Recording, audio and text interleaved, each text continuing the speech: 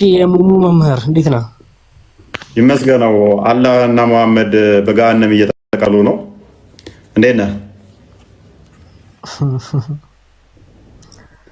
አንድ ቀን ትሰልማለህ፣ ዱዓ እናደርግልሃለን። እኔ ሙሙ ፈላጊ አይደለሁኝም። በገነት ውስጥ ሙሙ አገኛለሁ ብዬ ወደ ገሃነም የሚሄድበት ምክንያት አይኖርም። አንድ ቀን ደግሞ ትታዘዛለህ። አዳምጡ። በኮንፊደንስ ኮመንት ላይ ስትፈነጭ አይቼ ነበረ። ቅያማ የሚመጣው አይሁዶችን ስትገሉ ነው አይደል? ነበር ባገኘ። እሺ ምን አልከኝ? ነገር የለውም። ቅያማ እንዲመጣ ከአይሁዶች ጋር ተዋግታችሁ አይሁዶችን ገላችሁ እንትን ማለት አለባችሁ። አንደኛ አንተም ያው ቶሎ መስለም አለብህ። እሺ እኛ የሚገሉንን ስለማንፈራ ችግር የለውም። እኔን ተወኝ ለጊዜው። ዛፍ ስር እንኳን አይሁዳዊ ቢደበቅ የተደበቀበት ዛፉ ናና ከኋላ አይሁድ አለ ግደለው ይልሃል። ሄደህ ታርደዋለህ። ታርዳለህ። አንተ ብታገኝ ታርዳለህ። አንተ ያለበትን ንገረኝና ያኔ ላሳየው። እኔ ለጊዜው አይሁዳዊ አይደለሁም። ነገር ግን ከኋላ ዛፍ ቢኖር አንድ አይሁድ ራሱን ለማጥፋት አንተም እሱ ለኔ አንድ ናት ልሆን። እሺ እኔ አይሁዳዊ ነኝ እንበል። ነፍሴን ለማትረፍ ከዛፍ ስር ብደበቅ ዛፉ ይነግራል። ተዛ አላህ ለዛፉ እንዲናገር ያደርጋል። ከዛ ለምንድን ነው? ምን ስለሆንክ ነው አንተ ዛፉን ለአንተ አይሁዳዊ ስለሆንክ ማለት ነው እኮ። ምን ስለሆንክ? አውሬ ስለሆናችሁ፣ አይሁዳዊ ስለሆንክ፣ ንጹሃን ጨፍጫፊ ስለነበራችሁ ዛፉ ራሱ አፋውቶ ይመሰክርብሃል። አይደለም ቅያማ እንዲመጣልህ አንተ ቅያማ እንዲመጣልህ ቅያማ እንዲመጣ ሳይሆን የቅያማ ጊዜ ነው የሚለው። ቅያማ እንዲመጣ አይደለም። ቅያማ ጊዜ አይደለም። የቅያማ ጊዜ አይደለም።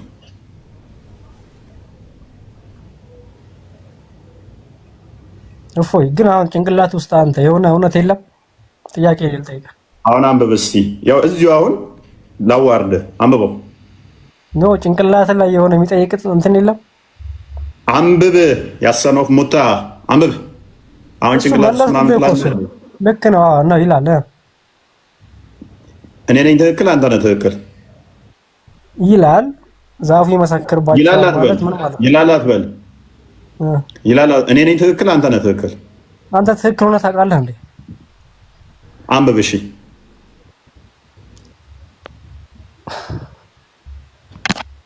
ጥያቄህ ምንድን ነው? አንብብ። እሺ ጥያቄህ ምንድን ነው? ጠይቀኛ። ምን አነባለሁ? ጠይቀኝ። ምንድን ነው ጥያቄ? አታውቅም። ምን እንደጠየቅኩ ራሱ ምንድን ነው? በደመ ነፍስ ነው የምትንቀሳቀሰው። ኤኒዌይስ ቅያማ እንዲመጣ ምን ማድረግ አለባችሁ? ሙስሊሞች አይሁዶች ጋር ተዋግተው አይሁዶችን ገለው ዛፍና ድንጋይ እንኳን ሳይቀር አይሁዶችን አስገድሎ ከጨረሰ በኋላ ቅያማ ይመጣል። አንድ ዛፍ ብቻ ነው ማይናገረው። እሱም አለ የአይሁዶች ዛፍ ስለሆነ አለ የአይሁዶች ዛፍ ስለሆነ ነው። ይሄም ዛፍ አለ ዛፉ አዘነላቸው ካላይ ዛፉ አዘነላቸው። አላህን የማይታዘዝ ዛፍ አለ ማለት ነው። ያ አላህን የናቀ ለአላህ ታዘዝ ያለ አንድ ዛፍ አለ። ለአይሁዶች ያዘነ ላውራ ቀጥል።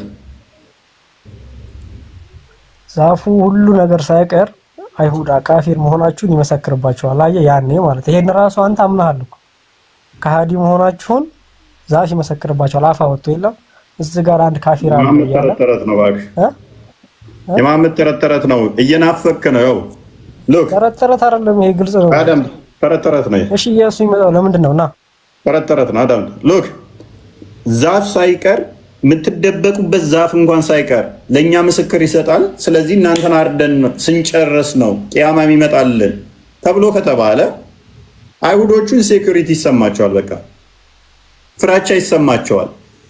ስለዚህ ይሄንን ዛፍ ነው እንበልና ዛፉ ቢኖር እንኳን ሀገራቸው ላይ ይሄንን ዛፍ ብቻ ነበር የሚተክሉት እንዲታደጋቸው ማለት ነው፣ ሌላ ዛፍ እያጠፉ። ምክንያቱም ሙስሊሞች በዚህ መጠን አራጅ ገዳይ ሆነው ምርኮኛ የተደበቀ የተሸሸገ ራሱን ለማዳን ነፍሱን ለማዳን ከሆነ እጅ እንትን የሰጠ አይገደልም። ድንጋይ ስር የተወተፈን እንኳን እና እዚህ ጋር ብለህ ሄደህ የምትገለው ከሆነ እንድገለው የሚያደርግህ ከሆነ አላ ወደ 20 ሚሊዮን አይሁዶችን አርጀስቸር ነው። ወደ 20 ሚሊዮን አዳምጡ። ያለን ፍትሃዊነት እንድናየው እኮ ነው። እስራኤል ጨካኝ ነች እያላችሁ ነው። መልስ እየሰጠ ነው። ራስህ ምንድን ነው አልገባኝም። ምንም የምትመልሰው ነገር የለም። ጠየኩ እኮ ቅድም። ስለዚህ እስራኤል ጨካኝ ነች። ቆይ እስራኤል ጨካኝ ኢየሱስ የሚመጣው ለምንድን ነው? አንተ ላይ ለመመስከር ነው የመጣው? እሱ ሌላ ጉዳይ ነው። ጠይቀኝ። ኢየሱስ የሚመጣው ለምንድን ነው? ሌላ ጉዳይ ነው። ሊያርድህ አይደለም። አንተ ላይ ሊመሰክር ነው። ሊያርድህ አይደለም፣ ሊፈርድ ነው የሚመጣው እኮ። አንተ ላይ ሊፈርድብህ ነው የሚመጣው። ራስ መጽሐፍ ላይ ነው የሚለው። እኔ ሊፈርድልኝ ይመጣል። አንተ ሊፈርድብህ ይመጣል። ሉክ አዳምጡ። አሁን አዳምጡ። ቆይ ለእኔ ሊፈርድልኝ አንተ ስገለኝ የነበርከው ሰውዬ ስታርደኝ የነበርከው ማስረጃ አምጣ። እንደሱ የሚል ለአንተ ሊፈርድልህ ከመጣ ማስረጃ ከመጽሐፍ እንደምገለኝ ማቴዎስ ወንጌል ምዕራፍ 25 ኢየሱስ የሚመጣው ለእኔ ሊፈርድልኝ ነው ካልክ ማስረጃ አሳየኝ እኮ። እየነገርኩህ እኮ ነው። ሊፈርድልኝ ይመጣል። ማቴዎስ ወንጌል ምዕራፍ 25 ቁጥር 30 ጀምረ አንብበው። በአንተ ላይ ደግሞ ይፈርድብሃል። ዮሐንስ ወንጌል ምዕራፍ 16 ላይ በተመሳሳይ አራጅነትን ይነግረህና ከዛስ እኛን ደግሞ ምን እንደምናገኝ ይነግረናል። ባልሳሳት ዮሐንስ ራእይ ምዕራፍ 5 ቁጥር 9 እስከ 11 ይመስለኛል። እነኛ ድምፃቸው የሚሰማ የታረዱት 3 ላይ ነው 5 ላይ ቼክ ማድረግ ይቻላል። አክቹዋሊ ቁጥር 9 ጀምሮ በኢየሱስ ስም ብሎ አጋንንት የሚያወጣው ማን ነው? ሰመቼ ነው የሚሉት ማለት ነው። ቆይ ታገሱ የተባሉት ኢየሱስ ስም ብሎ አጋንንት የሚያወጣው ሙስሊም ነው ማን ነው? በኢየሱስ ስም ብሎ አጋንንት የሚያወጣው ማን ነው? ምን ለማለት ነው? በኢየሱስ ስም ብሎ አጋንንት የሚያወጣው ማን ነው? ክርስቲያን ነው። በኢየሱስ ስም ብሎ የመሐመድ ማስተምሮ ያመጣውን አላህ የሚባለውን አጋንንት። ስለዚህ ያኔም በአንተ ስም አጋንንትን አላወጣንም ወይ ትሉኛላችሁ? ያኔም እናንተ ካፊሮች ከኔ ራቁ ብዬ መሰክርባችኋለሁ ይላችኋል። እንግዲህ በኢየሱስ ስም ብሎ የሚያወጣው ይላል እናንተ ናችሁ። ሙስሊም በኢየሱስ ስም ብሎ አያወጣም። ሰው ነው፣ ሰው ስለሆነ ሙስሊም አያወጣም። ትክክል። ሙስሊም አያወጣበት ምክንያት ምንድን ነው? ግን እናንተ ቆይ ሙስሊም ማያወጣበት ምክንያት በኢየሱስ ስም ብሎ ማያወጣበት ምክንያት ወዲህ ነው። ሉክ የኢየሱስ ስም ምን አለ? ስሙ ኃያል ነው። ስሙ ኃያል ነው። ማቴዎስ ወንጌል ምዕራፍ 7 ቁጥር 21 አካባቢ ያለውን የጠቀሰው እነኛ ሐሰተኛ የሆኑ ከቁጥር 15 ጀምሮ ስለ ሐሰተኛ ነቢያቶች ማለት ነው። ምን ይላሉ? በስምህ እንደዚህ አልተናገርንም፣ በስምህ እንደዚህ አላደረግንም የሚሉትን ማለት ነው።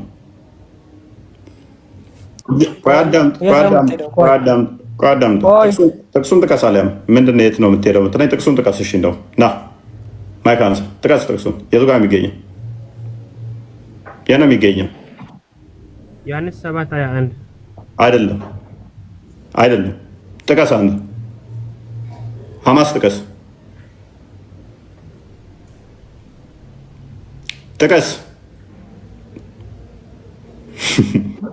ጥቅሱ የት ነው የሚገኘው? ምንድን ነው ያልከው? ያልከውን ጥቅሱን አስቀምጥ። እኔ አንድ ስልክ ነው ያለኝ። ስልክ አይደለም ጭንቅላት አይልም። ልክ ነው ወይስ ምንድን ነው? አልገባኝም። አንገት ላይ ተቀመጠ። ይሄ የተገጠመው ጭንቅላት ይባላል። ይሄ የምታየው ስልክ ይባላል። ይሄ አይደለም ጭንቅላት፣ ይሄ ነው ጭንቅላት። አንተ የአሁኑን ሐዲስ በጭንቅላት ንገረኝ። አሁን ቅድም ሐዲሱ እንደዚህ ያልከው በጭንቅላት ተናገር ነው። ጠይቀኝ፣ ከጭንቅላት ንገረኝ የጠየቀውን።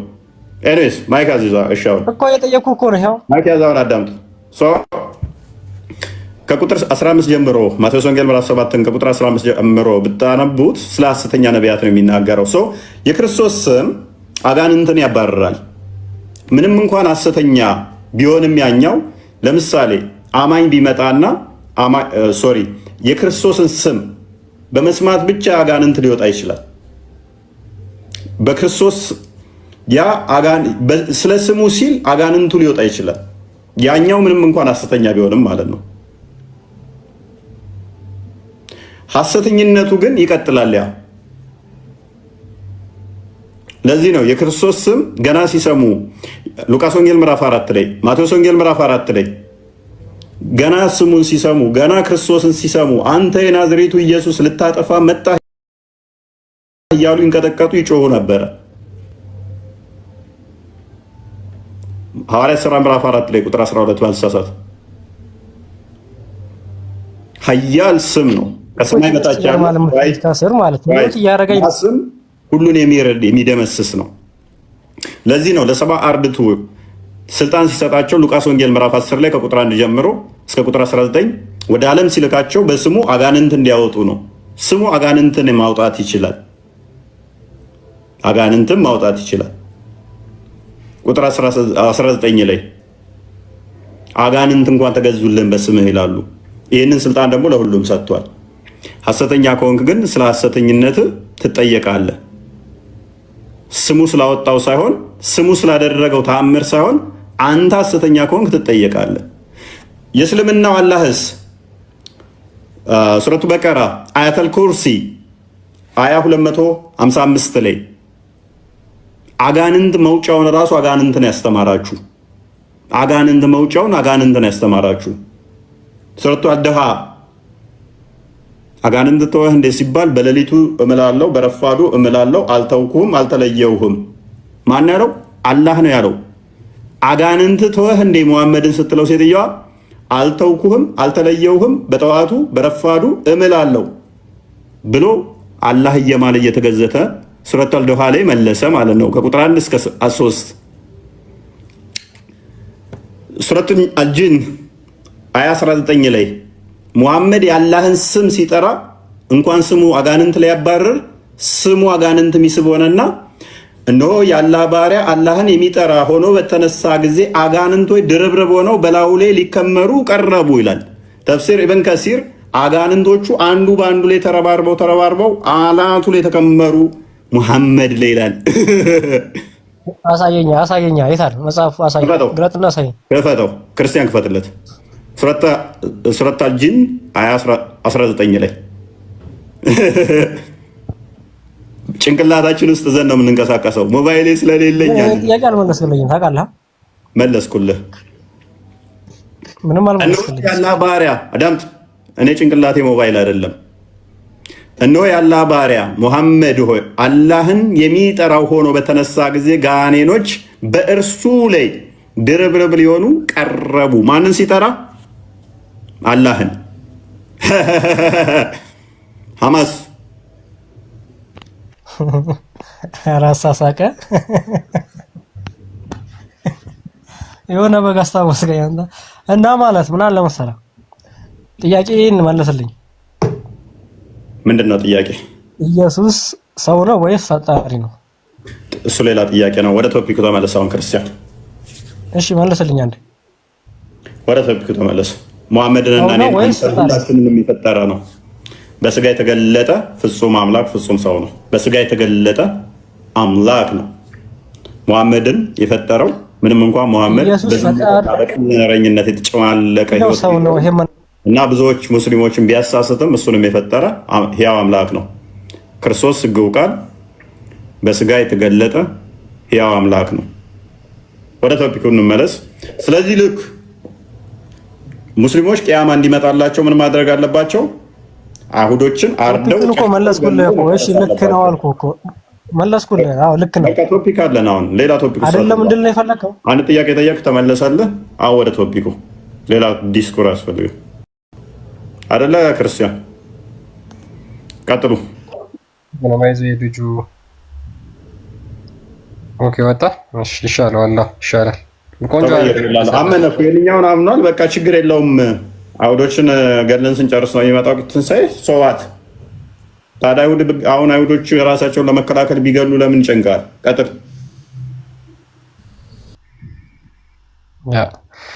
ኦኬ አልዋሂድ ሰላም ነው?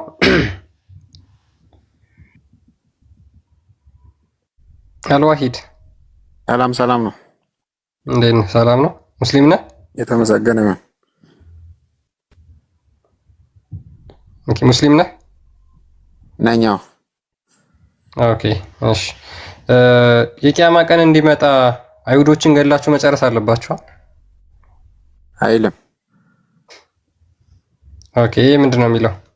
ሙሐመድ የቂያማ ቀን አይመጣም አይሁዶችን ገድላችሁ እስከምትዋግታችሁ ገድላችሁ እስከምትጨርሱ ድረስ አይሁዶች ተማማርና እኔ መጽሐፌን እስከመከፍት ከሌሎች ተማማር እና አይልም ያልከው ምኑን አንብበህ ነው? ቆይ እኔ መጽሐፌን ልክፈት። ኦኬ እሺ፣ ከአብዱ ጋር መቀጠል እንችላለን። ሳትከፍት ሳታየው አይልም አትበል። መጀመሪያ ከፍተህ እኛ ከፍተን አይተን አንብበን ነው የምንመጣው። ዝም ብለን በደመ ነፍስ አይደለም።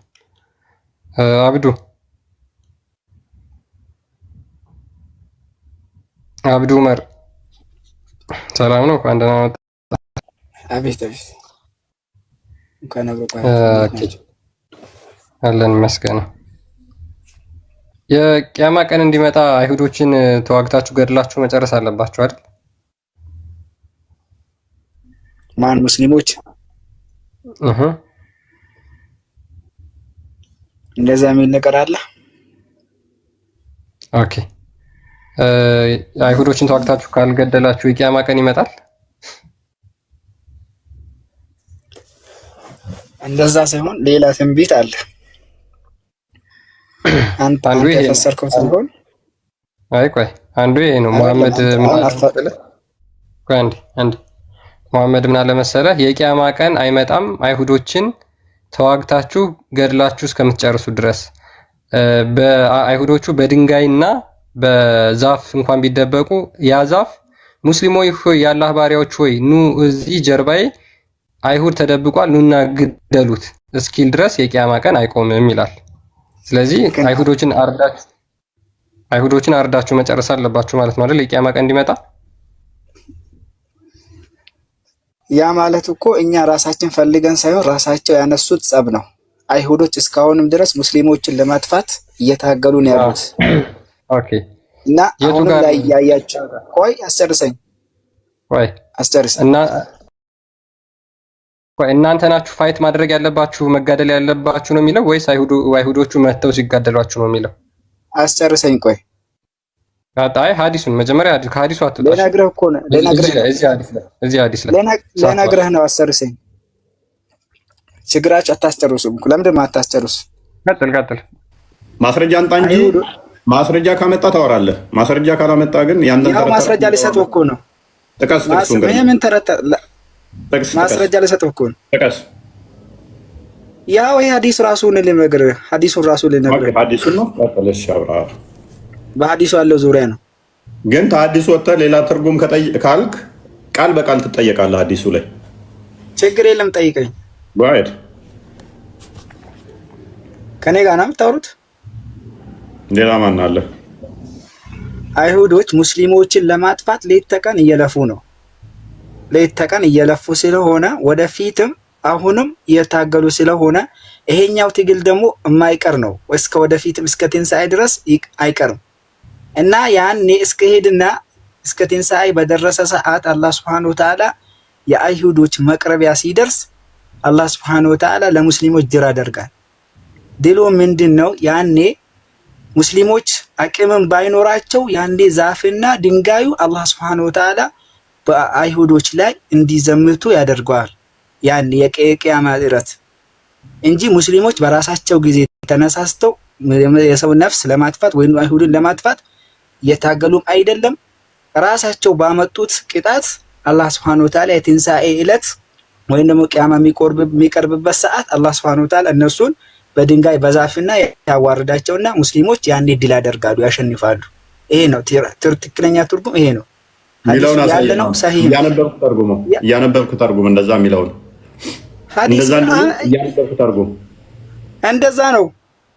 እንደዛ ነው ሳይሆን አንብበ እያነበብኩ ተርጉም እንደዛ ነው። አንብበው አንተ ራስህ ክርስቲያን አንብበና ተርጉም።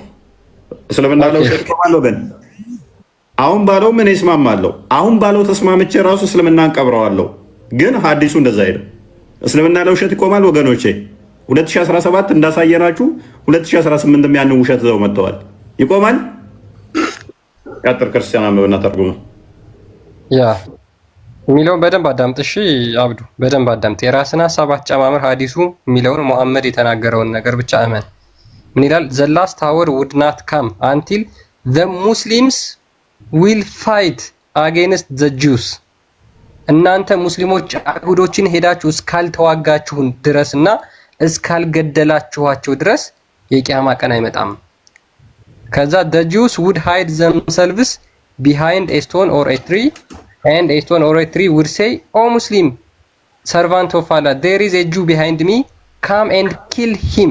ያ ሙስሊሙ እንኳን ተደብቆ በዛፍና በድንጋይ ስር ከዛ በኋላ ዛፏ አንተ ሙስሊም ሆይ የአላህ ባሪያ ሆይ ና አይሁዳዊ ከጀርባዬ ተደብቋልና ናና ግደለው ድረስ። ስለዚህ እናንተ ናችሁ ሄዳችሁ የምትገሏቸው። the Muslim will fight against the Jews። የታለ አይሁዶቹ እናንተ ለማጥፋት ስለሚመጡ የሚለውን ብቻ አሳየን ከዚህ ውስጥ። እናንተ ናችሁ አይሁዶችን ለማጥፋት የምትሄዱት እንጂ አይሁዶቹ አይደሉም እናንተን ለማጥፋት የሚመጡት። ቀጥል። የቂያማ ቀን እንዲመጣልህ እናንተ ሄዳችሁ አይሁዶችን ማጥፋት አለባችሁ። የነገርኩህ አልሰማኸኝም እኮ ትግሉ ይቀጥላል ያልኩህ ያኔ። ተረት ለምን ትነግረኛለህ? ሀዲሱ የሚለውን አትሰማም እንዴ? እኔ ለምን ያንተን ተረት ትነግረኛለህ? እየነገርኩህ እኮ ነው። ትግሉ ያለ ነው፣ ወደፊትም ያለ ነው። ሙስሊሞችን ለማጥቃት ሁሌም ይነሳሉ እነሱ ማን? አይሁዶች። ያኔ እኛም ሄደን እንጋደላቸዋለን። ትክክለኛው ሀዲስ እኮ ነው እየነገርኩህ ያለው። አብዱ እንጋደላቸዋለን፣ ያኔ እናሸንፋቸዋለን። አክሳም ፍልስጤም አዳምጥ እስቲ። አሁን እሱ ባለው ራሱ ላሳያችሁ። ቅድም ያልኳቸው አርጉመንት ይመጣል ማለት ነው። መቼ እንደሆነ አይታወቅም ቂያማ እንዲመጣ ግን ሙስሊሞች አይሁዶችን ገድለው መጨረስ አለባቸው። ኦልዌይስ ሬዲ መሆን አለባቸው። ኦልዌይስ ከአይሁዶች ጋር መዋጋት አለባቸው። ትግሉ ይቀጥላል ብሏል። መልካም። አይሁዶች ሞታችሁ ስታልቁ ነው እኛ ሙስሊሞች እናንተን አርደን ስንጨርስ ነው ቂያማ የሚመጣልንና በገነት ይህና ሴቶች የሚሰጡን ብለው ለአጫቸው የሚያዝረከርኩ ብዙ ሱሪያቸውን ያሳጠሩ ግንባራቸውን ያጠቆሩ ብዙ ጂሃዲስቶች አሉ። አይሁዶችን አርደን ስንጨርስ በገነት ጠጅ እንጠጣለን፣ በገነት ብዙ ሴት ይሰጠናል ብለው ለሀጫቸውን እያዝረከረኩ አይሁዶችን ለማረድ የቋመጡ የሻፈዱ ብዙ ሙስሊሞች ስላሉ አይሁዶቹ ደግሞ በተቃራኒው ላለመሞት ሲሉ ራሳቸውን ዲፌንድ ያደርጋሉ። ትግሉ ይቀጥላል። እውነት ነው አንተ እንዳልከው። ይሄ ትግል እንዲኖር ያደረገው ማን ነው? ይሄንን ሴጣናዊ ሀሳብ የጠነሰሰው ማን ነው? አይሁዶችን አርዳችሁ ስጨርሱ ነው ቂያማ የሚመጣላችሁ ያለው አካል ይሆናል ማለት ነው። አደብ ይኖር። ለማንኛውም አደብ ስነ ስርዓት ቢኖር ደስ ይላል። እንዲህ አይደለም ማስተማር አለ። አይሁዶቹ እንዲህ ተነስተው አይደለም ራሳቸው እናንተን አታክ አደረጉ ይባል እንኳን አይሁዶቹ እንዲሁ ተነስተው ሳይሆን እናንተ እኛን አርዳችሁ ስጨርሱ ገላችሁን ቂያማ ይመጣልናል ብላችሁ ስለምትጠብቁ፣ ስለዚህ ራሳቸው መከላከል አለባቸው። ቂያማው እንዳይመጣ ሞተው ላለማለቅ አንድ ተገደላችሁባቸው እነሱ አጻፋዊ ምላሽ መስጠት ግዴታቸው ነው። አለበለዚያ ዝም ካሉ ቂያማ ዛሬ ይሁን ነገ ይሁን ማንም የለም። የዛሬ ወር ይሁን የዛሬ 2 ወር ይሁን አያውቁም። ኦልዌይስ አይሁዶቹ ምን መሆን አለባቸው? ሬዲ መሆን አለባቸው። እናንተ ደግሞ እነሱን ገላችሁ ስጨርሱ ነው ቂያማ የሚመጣው። እናንተም መቼ እንደሆነ ስለማታውቁ እናንተም ኦልዌይስ ሬዲ ናችሁ። አይሁዶችን ገላችሁ አጥፍታችሁ ቂያማ እንዲመጣላችሁ ይህንን የፈጠረው ይህንን አጋንንታዊ ቆይ ናይፎ ቆይ ናስ ልጠይቅህ ቆይ አሁን ያለው ሴጣናዊ ነገር አይሁዶች ላይ ያለው እስልምና ነው የተነሳሰው ወይ አይሁዶች ነው? አሁን የአይሁዶችን ግድያ የደገፍከው ነው? በሕፃናቶች በአሮጊቶች በአዛውንቶች ላይ የሚያደርሰው እና ሰቆቃ የደገፍከው ነው? ይህንን የፈጠረው አላህ ነው እያልኩ እኮ ነው። ህፃናት እንዲገደሉ ያደረገው አላህ ነው። እፎይ አንድ ነገር ልንገረው። ይህንን የፈቀደው ራሱ አላህ ነው። ቁርአን ይናገራል። በዛ ላይ ደግሞ ሙስሊሞች ቁርአን ላይ ማለት ነው። ቁርአን ላይ ከእስራኤሎች ጋር ትዋጋላችሁ ግን እነሱ ነው የሚያሸንፉት ብሎ አስቀምጧልና ለምን እንደምትታገሉት? ማን ነው ቆይ የሚሄደው? እናንተ ይሄን የሚያደርገው አላህ ነው። በመጀመሪያ ደረጃ አላህ ነው እስራኤሎችን የሚደግፈው። ከዛ በኋላ እናንተ ትዋጋላችሁ። መጨረሻ ላይ ግን በእስራኤል ትሸነፋላችሁ ወይም ደግሞ እነሱ ያሸንፏቸዋል ይላል። ትቀበለዋለህ። ይሄ ቁርአን እንደዛ ብሎ ያስቀምጥልሃል። ምንድን ነው ያልከኝ? አልሰማሁም። እኔ ተውካ አንዴ። ኦኬ ይሄ የህፃናት ጭፍጨፋ ምናምን እያልክ ያለው አላህ የሚደግፈው ነገር ስለሆነ ነው። አላህ ነው ራሱ ነው እስራኤላውያን የሚደግፈው ማለት ነው። ቆይ ና ምኑ ነው የሚደግፈው? ምኑ ነው የሚደግፈው? እንዲጨፈጭፉ ማለት ነው። ብርቱ ያረጋቸው በአለማት ላይ ማረጃ ትሰጠኛለህ? አሁን እንሰጣለን፣ ችግር የለም እንሰጣለን። አብዱ እኔ አንዴ ላውራ ክርስቲያን አንዴ ህፃንን ግደሉ አዛውኑ ና ስማ ልሰጥ ነው እንዴ ህፃንና አዛውንቶችን ግደሉ የሚል ነገር ትሰጠኛለህ? ተረጋጋ። ልሰጥ ነው።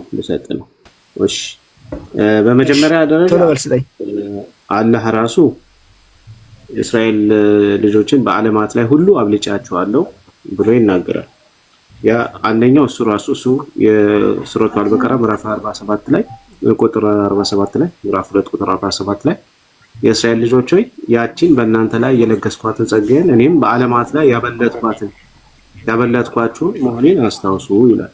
ስለዚህ በአለማት ላይ በጠቅላላ ያበለጣቸው እስራኤላውያንን ማን ነው? አላህ ነው። ይህን ጦርነት ደግሞ እንዲካሄድና ጦርነት እንዲጨፈጭፉ ደግሞ ሲደግፋቸው የነበረው ደግሞ ራሱ አላህ ነው። ምናልባት እስቲ ክፈትለት ክርስቲያን ከቻልክ የሌሊት ጉዞ ሱረቱ ኢስራ ማለት ነው 17 ከቁጥር 4 እስከ 6 ያለውን አንብበውና መጨረሻ ላይ እሱን አዛውንቶችን ግደ ማስረጃ አይደለም ህፃንና አዛውንቶችን አብዱ ከራስ ጋር ትጋጭ። ህፃንና አዛውንቶችን ግደሉ የሚል ማሳይ አንዴ ህፃንና አዛውንቶችን እስራኤሎች ገለዋል አልገደሉም? ማን? እስራኤሎች ህፃንና አዛውንት እየገደሉ ነው አይደለም? እየገደሉ ነው። እናመሰግናለን። አሁን አዳምጠሽ አሁን ስማ። ኦኬ ሱረቱ ኢስራ ላይ ቁጥር 4 5 6 ላንብብል። ወደ እስራኤል ልጆችን መጽሐፍን በውስጡ እንዲህ በማለት አወረድን ይላል።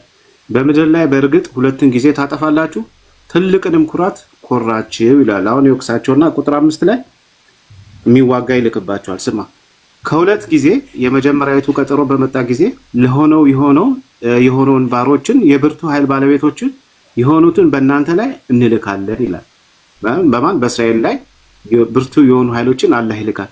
በቤቶቻችሁ መካከል ይመላለሳሉ፣ ይበረቱባቸዋል። ይሄ ተፈጻሚ ቀጠሮ ነው ይልና ቁጥር 6 ላይ ከዛ በኋላ ለእናንተ በእነርሱ ላይ ድልን መለስንላችሁ ይላል። ይሰማል?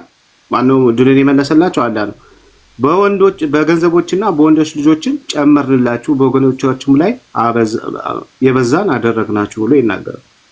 ስለዚህ ሊዋጉ የሚመጡ ሰዎች እንዳሉ ይናገራል ቁርአን ላይ። በእስራኤል ቤቶች መካከል ወይም በእስራኤል ዙሪያ እንትን ይላሉ።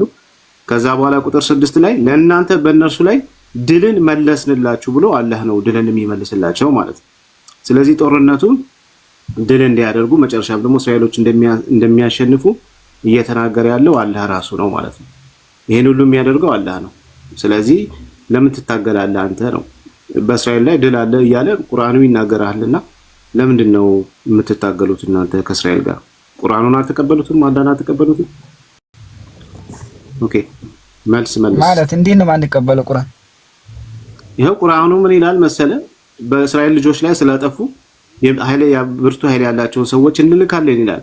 ከዚያ በኋላ ግን ለእናንተ ይላል በእነርሱ ላይ ድልን እንመልሳለን ይላል። ስለዚህ ድልን መጨረሻ ላይ እስራኤል ያገኛሉ። ለማን ነው የሚመልሰው? ለእስራኤል ልጆች እያለ አላነበብከው? እሺ ቆይ እንደገና ትርጉሙ። እሺ እንደገና ላንብብል። ይኸውልህ ወደ እስራኤል ልጆችም በመጽሐፍ ውስጥ እንዲህ በማለት አወረድን ይላል። በምድር ላይ በእርግጥ ሁለት ጊዜ ታጠፋላችሁ፣ ትልቅንም ኩራት ትኮራላችሁ አለ። አሁን እዚህ ጋር ወቀሳቸው። ከዛ ምን ላከባቸው አላ? ከሁለት ጊዜያት የመጀመሪያው ቀጠሮ በመጣ ጊዜ የሆነውን ባሮችን ለኛ የሆነው ባሮችን የብርቱ ኃይል ባለቤት የሆኑትን በእናንተ ላይ እንልካለን አለ። ስለዚህ ኃይል ያላቸው ተዋጊዎችን በእስራኤል ቤቶች አካባቢ ላከ ማለት ነው። ማነው አላህ በቤቶቻችሁ መካከል ይመላለሳሉ ይበረታሉ ማለት ይህ ተፈጻሚ ቀጠሮ ነው አለ። ከዚያ በኋላ አለ ለእናንተ በእነርሱ ላይ ድልን መለስንላችሁ አለ። ለማን? ለእስራኤላውያኖች ድልን መለስንላችሁ፣ በገንዘቦችና በወንድ ልጆችም ጨመርንላችሁ፣ በወገኖችም የበዛችሁ አደረግናችሁ ይላል። ይህ ቁርአን ላይ የተጻፈ ነው፣ በግልጽ የተጻፈ ነው።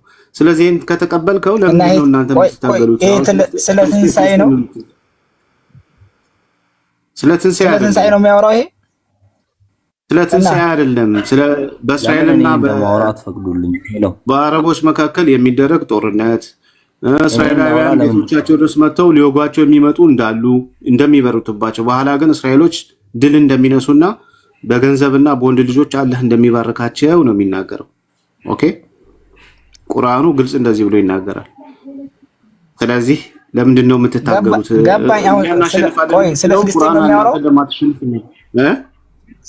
ስለ ፍልስጤም ነው የሚያወራው። ስለዚህ ስለማን ነው በእስራኤል ልጆች የሚያወራው? ስለማን ነው ታዲያ ንገረኛ። እኔ ልመልስለት። እሺ አንተ ቆይ እሱ ይጨርስና አንተ ትመልስልኛለህ። ችግር የለም። እሱ ይመልስልህ፣ ችግር የለም ማለት እኔ ልመልስልህ። መልስ። እሺ ስለማን ነው የሚያወራው? በመጀመሪያ ደረጃ አላህ ወደፊት የሚሆነውን ነገር ስለተናገረ አዋቂ ስለሆነ ነው አላህ ወደፊት የሚሆነውን የተናገረው። ወደፊት እስራኤል ይጠፋል። እስራኤል ሳይጠፋ እኮ ጥያቄ አንተ እስራኤል ቁርአኑን ጥያቄውን ድጋሚ ጠይቀኝና ሌላ ጥያቄ ሳታመጣ ጥያቄ ማለት እኔ አሁን ጥያቄውን እንድመልስልህ ከፈለግ ጥያቄውን ስታገኝ አንተ ወደ ሌላ ጥያቄ ነው መጠየቅ አትፈልግም። እና ጥያቄውን ጠይቀኝና እኔ ያነበብኩት ሱረቱ ኢስራ ከቁጥር 4 እስከ 6 ያለውን አንብብና ስለማን ነው የተነገረው? እስራኤሎች በማን ላይ ነው የሚበረቱት? አላህ ያለ ፈቃድ ነው እንዲበረቱና ሌሎች እንዲያሸንፉ ይላል ነው ያልኩ ያለውትና ይሄ ለማን ነው የተነገረው? ከማን ጋር የሚደረገው ጦርነት? መልስ። ከኛ ጋር ነው የሚደረገው። ከኢስላም ጋር ነው የሚደረገው። እስራኤል አሁንም በርትታ ነው ያለችው። አሁን ቆይ እዚህ ምድር ላይ ኃይል ያለው ማን ነው? አንተ ታውቃለህ። በዚህ ሰዓት በዚህ የሚለው አላህ ማን ነው? እስራኤል አይደል መሰለ ወንድሜ። ከእናንተ ጋር የሚደረግ ከሆነ ከዚያ በኋላ ለእናንተ ላይ ድልን መለስንላችሁ ይላል። ስለዚህ በእስራኤል ላይ ድልን መልሻለሁ ይላል። ስለዚህ እናንተ መቼም አታሸንፉ ማለት ነው። ቀበለዋለህ? ድልን መለስንላቸው ማለት ምን ማለት ነው? ማለት ትርጉም አትችልም። አማርኛ ምን ማለት ነው? እስቲ ንገረኝ። ድልን መለስንላችሁ ይላል። አንተ ሲስታች አንብበው ማለት ዝም ብለህ ጫፍ ጫፉን እያነበብክ። አይ ሙሉን ያነበብኩት ከ4 እስከ 5 ነው። አንብብ። እንደዚህ ይላል። ስማሽ 5 ላይ ያስጨንቋቸዋል ብሎ ይናገራል። ከሁለት ጊዜያት የመጀመሪያዊቱ ቀጠሮ በመጣም ጊዜ ለእኛ የሆኑ ባሮችን የብርቱ ኃይል ባለቤቶች የሆኑትን በእናንተ ላይ እንልካለን አለ። ምክንያቱም ስላልሰሙት በቤቶቻቸው መካከል ይመላለሳሉ ይበረቱባቸዋል አለ። ይህም ተፈጻሚ ቀጠሮ ነበር አለ። ከዛ በኋላ ይለና ቁጥር 6 ላይ ከዚያ በኋላ ለእናንተ በእነርሱ ላይ ድልን መለስንላችሁ ይላል። አሁን ይህን አስረዳኝ። ምን ማለት ነው? እነማን ነው እኛንን የምንዋጋው ብላል። ከዛ በኋላ ግን ድሉ መጨረሻ እስራኤል ነው እያለ ከዛ በገንዘቦችና በወንድ ልጆችም ጨመርንላችሁ፣ በወገኖቻቸውም የበዙ አደረግናቸው እያለ ይናገራል ማለት ነው። ስለዚህ መልስልኝ፣ ከማን ጋር የሚደረግ ጦርነት ነው? ማን ነው መጨረሻ ላይ የሚያሸንፈው?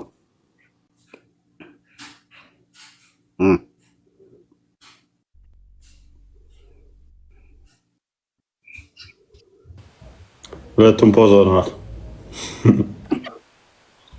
ፊት ለፊት እዚህ እኮ ተከፍቶልሃል። ምን ኢምራን አልተረዳሁም ሀሳቡን። ምንድነው? በጣም ግልጽ እኮ ነው ቁርአኑ የሚለው። እስቲ ክርስቲያን አስረዳው። እኔ ምናልባት በደምብ ካላስረዳው በጣም ግልጽ ነው። ይሄውና እኮ ከኮንቴክስቱ እንዲገባቸው ስለሚያወራው እያወራ ያለው ከቁጥር 4 ጀምሮ ስለ እስራኤላውያን ነው። ወደ እስራኤል ልጆች በመጽሐፉ ውስጥ እንዲህ በማለት አወረድን ብሎ ይናገርና ከሁለቱ ጊዜያቶች የመጀመሪያዊቱ ቀጠሮ በመጣም ጊዜ ለእኛ የሆኑት ባሮች የብርቱ ኃይል ባለቤቶች የሆኑትን በእናንተ ላይ እንልካለን። የብርቱ ኃይል ባለቤቶች ማለት የሚዋጉትን ተዋጊዎችን እናንተን የሚያጠፉ እልክባችኋለሁ አለ። ለእስራኤላውያንማ አላህ በቤቶች መካከልም ይመላለሳሉ፣ በቤቶቻቸው መካከል ይመላለሳሉ ሊያጠፏቸው ማለት ነው። ይህ ቀጠሮ ተፈጻሚ ነው አለ። ከዛ በኋላ ቁጥር 6 ላይ ከዚያም በኋላ ለእናንተ በእነርሱ ላይ ድልን መለስንላችሁ፣ በገንዘቦችና በወንዶች ልጆችም ጨመርንላችሁ፣ በወገንም የበዛችሁ አደረግናችሁ ብሎ ለነዚሁ ለእስራኤላውያን ደግሞ እነዛ ሲማረኩ ወይም ደግሞ ሲገደሉ የነበሩትን ድሉን ወደ እነሱ ወደ እስራኤላውያን ይመልሳል ብሎ ነው የሚናገረው። ግልጽ ነው። ያ ግልጽ። ስለዚህ ለምንድን ነው የምትዋጉት? ለምንድን ነው ፍልስጤም የምትሉት? አላህ እንደሆነ ሰፖርት የሚያደርገው ለእስራኤል ነው። ቁጥር ሱረቱ አልበቀራ ላይም እዛ ላይም ደግሞ ከዓለማት ሁሉ በላይ አስበለጥናቸው ብሎ ስለሚል ማለት ነው። ከዓለማት ህዝብ ሁሉ አስበልጧቸዋል። ፍልስጤምን አይጠራም ጭራሽ። አላህ አያውቅም ፍልስጤምን። እንደገና ደግሞ ከእናንተ ጋር ባለውም ጦርነት መጨረሻ ላይ ድል የሚነሱት እነሱ ነው ተብሏል። እያየንም ስለሆነ ማለት ነው። ኦኬ። እና ሰው ምንድነው ለምን ትዋጋላችሁ ነው? ባይዘዌ አላህና መሐመድ የተጋጩበት ነገር ነው። ባይዘዌ ኮንትራዲክት ስላለው እሱ መጨረሻ ላይ ይመጣበታል። አይደለም ሰባትን አንብበው። አሁን ለምሳሌ ማለት ነው ቆይ ሰባትን አንብበው። አንተ አንድ ገጽ ብቻ አንብበህ መልስ አገኘው አትበል። አይ እኔ ጥያቄ እዚህ ጋር ነው። ሰባትን አንብብና መለስ። እሺ አንተ ምን ይላል ሰባት ማለት? አሁን ሾርት ነገር አንብበህ። አሁን ለምሳሌ እኔ እፎይ መጥፎ ሰው ነው ብዬ ተነስቼ ግን መጥፎ ከመሆኑ በፊት ምናምን ብዬ ኢምራን ሰባትንም ስምንትንም አንብበ ኦሮ ወመዳን እፎይ ይቀጥሉ። በቃ ሰባትን ያንብብና እንደውም እናብራራለት አይሻልም? ሰባትን አንብብለት ክርስቲያን።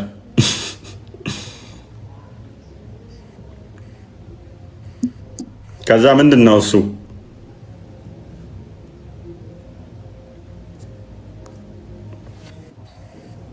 ካምን ብትሰሩ ለነፍሶቻችሁ መልካም ሰራችሁ። ጭራሽ እያሞገሳቸው ነው እዚህ ጋር እስራኤላውያንና አላህ። መጥፎን ብትሰሩ በነፍሶቻችሁ ላይ ነው አል የኋለኛይቱም ቀጠሮ በመጣ ጊዜ ፊታችሁን ሊያስከፋ መስጊዱንም በመጀመሪያ ጊዜ እንድገነቡት ሊገቡ ያሸነፉትንም ሁሉ ፈጽመው ማጥፋትን እንዲያጠፉ እንልካቸዋለን። ስለዚህ የመጀመሪያዎቹ ምንድነው? በመጀመሪያ ጊዜ እንዲያጠፋችሁ እንልካቸዋለን አለ። ስለዚህ የመጀመሪያው እንዲያጠፋቸው ላከ፣ በኋላ ግን ድል አደረጓቸው። ይሄ ነው የሚናገረው ኢምራን።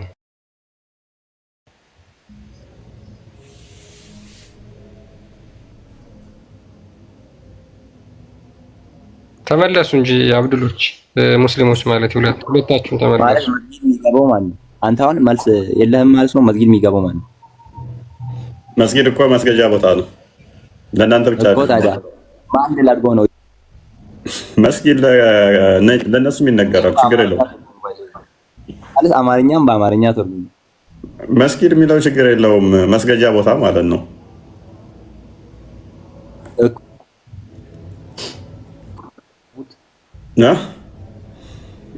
እንደ እስልምናው የኢትዮጵያ ቤተክርስቲያንም መስጊድ እንደተባለ ላሳይህ።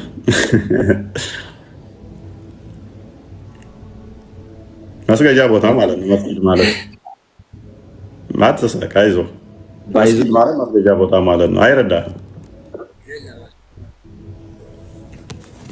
በፈለጋችሁት መንገድ የምትተረጉሙት አይደለም። ቁርአን ገባ አይደል? ያዋጣል። መስጊድ የሚለው ለሙስሊሞች ብቻ ነው በልና ቻሌንጅ አድርገኝ።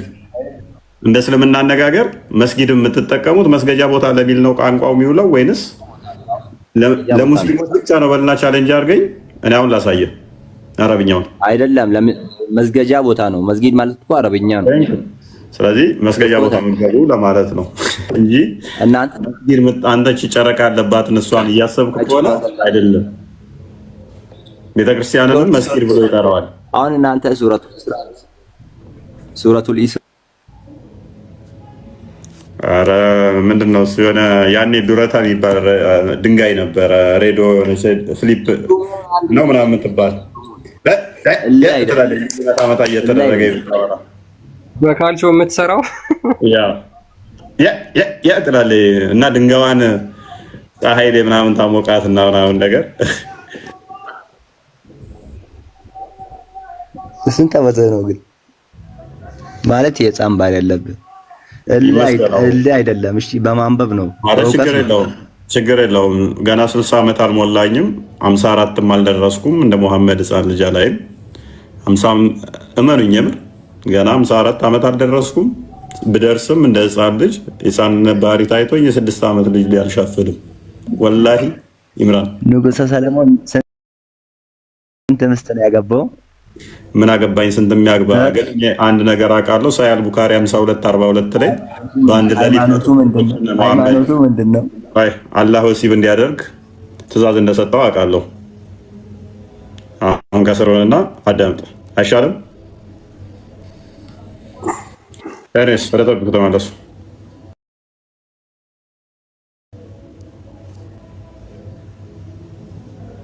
ሰላም ናችሁ? ሰላም ነው። እንዴት ነው?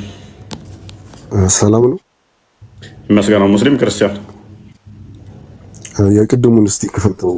ሱረቱ ሰላ ላይ የከፈትከውን ክፈተው እስቲ። ሙስሊም ክርስቲያን?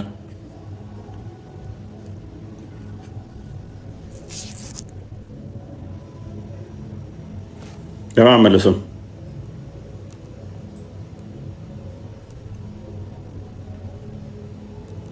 አልሰማም። መልካም። ሙሐመድ ጦርነትን የሚያካሄደው ማጭበርበሪያነት ነው አይደለም?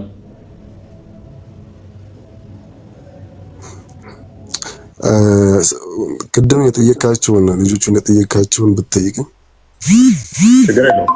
ሙሐመድ ጦርነትን የፈቀደላችሁ ለማጭበርበሪያ ነው አይደለም? የምን ማጭበርበሪያ? ለማታለያነት።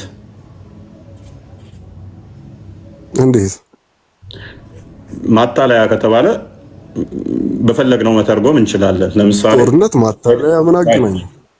ሄደህ እነሱን ትወጋለህ፣ ታሸነፍክ፣ በገነት ውስጥ የናል ወሲብ ሴቶች ይሰጡሃል ምናምን የሚል ማታለያም ሊሆን ይችላል። ለምሳሌ ዳሌያቸው ያምራል እንደዚህ እንደዚህ እያለ እንዳታለለበት ማለት ነው። ሮማኔዎችን ሄዳችሁ ብትዋጉ እኔ ሰማህ እኔ የገባሁት ማለት የቅድሙን ልመልስ ነው። የቅድሙ ኢስራ ላይ የከፈትከውን ክፈተው። ቅድም ደግሞ ሰሂህ ሙስሊም ላይ የከፈትከውን ክፈተው። የጠየቅኩህን መልስ። አልመልስልህም፣ ክፈተው። ቆይ አልመልስልህም። ማታለያ ነው ብሏል አላለም? ጦርነት የምታደርጉት ልታታልሉበት፣ ሰዎችን ልሸውዱበት ነው አይደለም?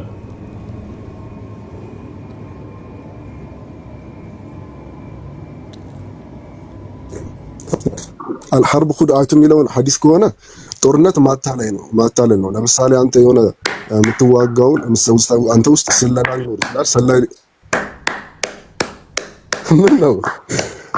ስለዚህ ጦርነት ማታለል ነው። ስለዚህ እያንዳንዱ የምትዋጋው ሰው ልታታለል ነው። እናመሰግናለን።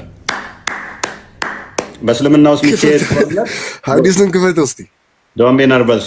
በእስልምና ውስጥ የሚዋጉ ጦርነት እያንዳንዱ ጦርነት ለማታለል ነው አይባልም። ጦርነት ውስጥ ግን ማታለል ግልጽ የሆነ ነገር እኮ ነው። አይደለም ማታለላል እንጂ ኖ ጦርነትን ለማታለል ነው። ጦርነት ውስጥ አይደለም ያለው ሙሐመድ። ጦርነቶች ማታለያ መንገድ እንደሆነ አድርጎ ነው የተናገረው። ስለዚህ ሰልፍ ዲፌንስ ሳይሆን እስልምና ሲያካሄደው የነበረው ጦርነት በሞላ ሌሎችም ማጭበርበሪያ፣ ሐዲሱን ክፈትልኝ፣ ሰዎችም ማጭበርበሪያ፣ ሐዲሱን ክፈትልኛ። ጦርነት ውስጥ የሚል አይደለም። ጦርነቶች ምንድን ናቸው? ማታለያ። ቢንጎ።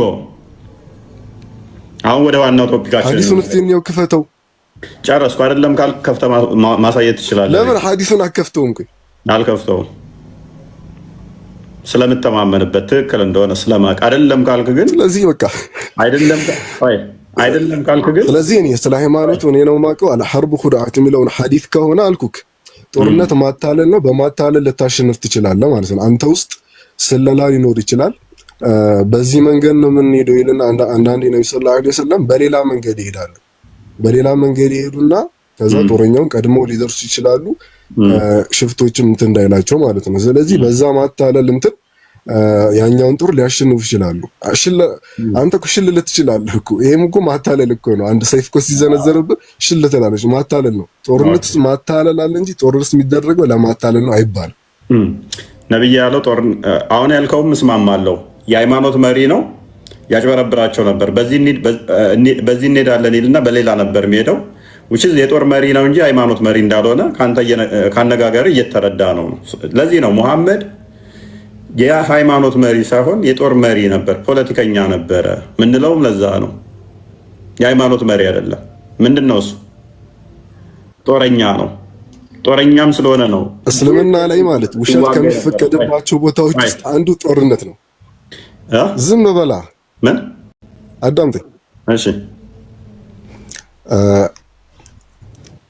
ነብዩ ሰለላሁ ዐለይሂ ወሰለም ደውላ ኢስላሚያ ውስጥ እንትን ይሉ ነበር። ነብይም ናቸው፣ እንዲሁም ደግሞ አመራርም ደግሞ ሲያሲያም ይባላል። ፖለቲካዊ ሁኔታም ደግሞ ነብዩ ሰለላሁ ዐለይሂ ወሰለም ይመሩ ነበር። ሁለት ስራ ነው ያላቸው። ነብይ አንዳንዴ ነብይ ናቸው፣ አንዳንዴ ደግሞ ሲያሳ ነው የሚባል ነገር የፖለቲካም ደግሞ አስተሳሰብ ያራምዳሉ እኮ። ምንድነው ነብይ ሲባል እኮ እስልምናውን ይመራሉ። ጠላቶች አለባቸው በዛ ጊዜ ጦር ላይ ነብይ ነኝ ብለህ ሐቅን እንትን እላለሁ ብለህ እንትን አትልም። አንዳንድ እስቲስና ያወጣል። እስልምና ላይ ውሸት የሚፈቀድባቸው ቦታዎች አሉ።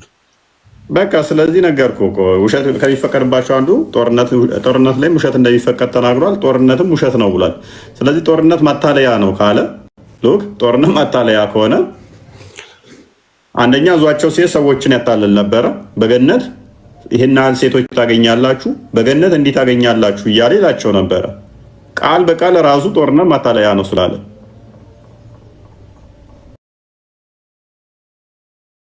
ይህን ሰውዬ የሃይማኖት መሪ ነው ብዬ ማምነው ከዛ በኋላ እንዴት ነው ኢቭን ጦርነቱ አታክ ተደርጌ ነው ብሎ ጦርነት ቢከፍት ራሱ እንዴት ነው ማምነው?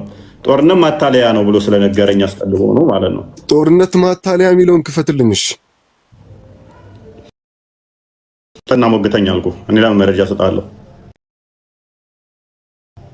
አይደለም ካልክ ግን መረጃውን አውጣና ሞግተኝ። እሺ ወደ ዋናው እንሂድ። አይደለም ብለህ ታምናለህ እዛ ላይ በቃ እሺ ተወው። በቃ እሺ አይደለም ብለህ ታምናለህ? እኔ እንዳልኩት ነው ወይንስ አንተ እንዳልከው? በቃ እሺ ተወው። ኦኬ ለዛ ነው እኔ 100% እርግጠኛ ስለሆንኩ ማለት ነው። እሺ ቂያማ እርግጠኛ ከሆንክ ከፍቶም እንዴት አይደል? ክፈተው አልኩህ እኮ እኔ አረብኛው አልሐረብ ሐዲስ ከሆነ እንደዚህ ነው ትርጓሜው አልኩህ። ቻሌንጅ አድርገኝ አልኩህ እኮ ቻሌንጅ አድርገኝ። ቻሌንጅ መደረግ በጣም ወዳለሁ። ውሸት ነው በልና ቻሌንጅ አድርገኝ።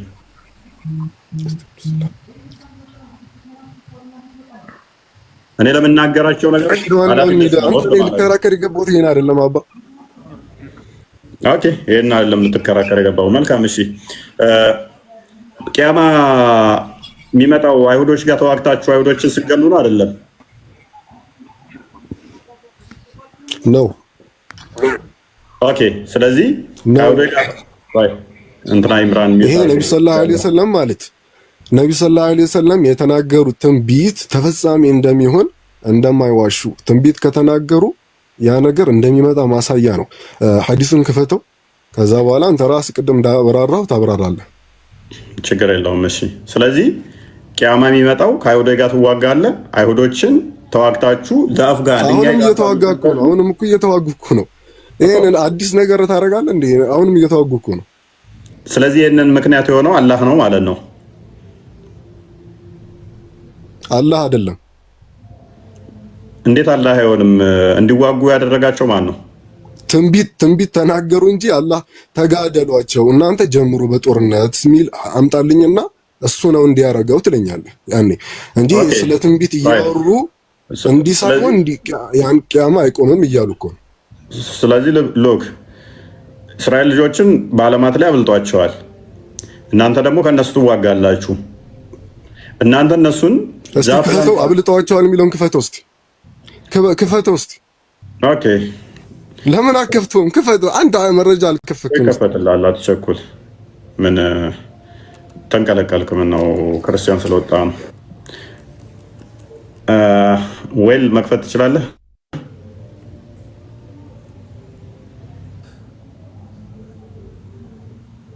ይሰማል? ቁርአን ነው። አንዴ ቁርአን አለ። በቀራ 47 ነው ልክፈትልኝ። ጥላቻውን በቀራ 47 64 5 14 አንዴ ተከፍታቸዋለህ።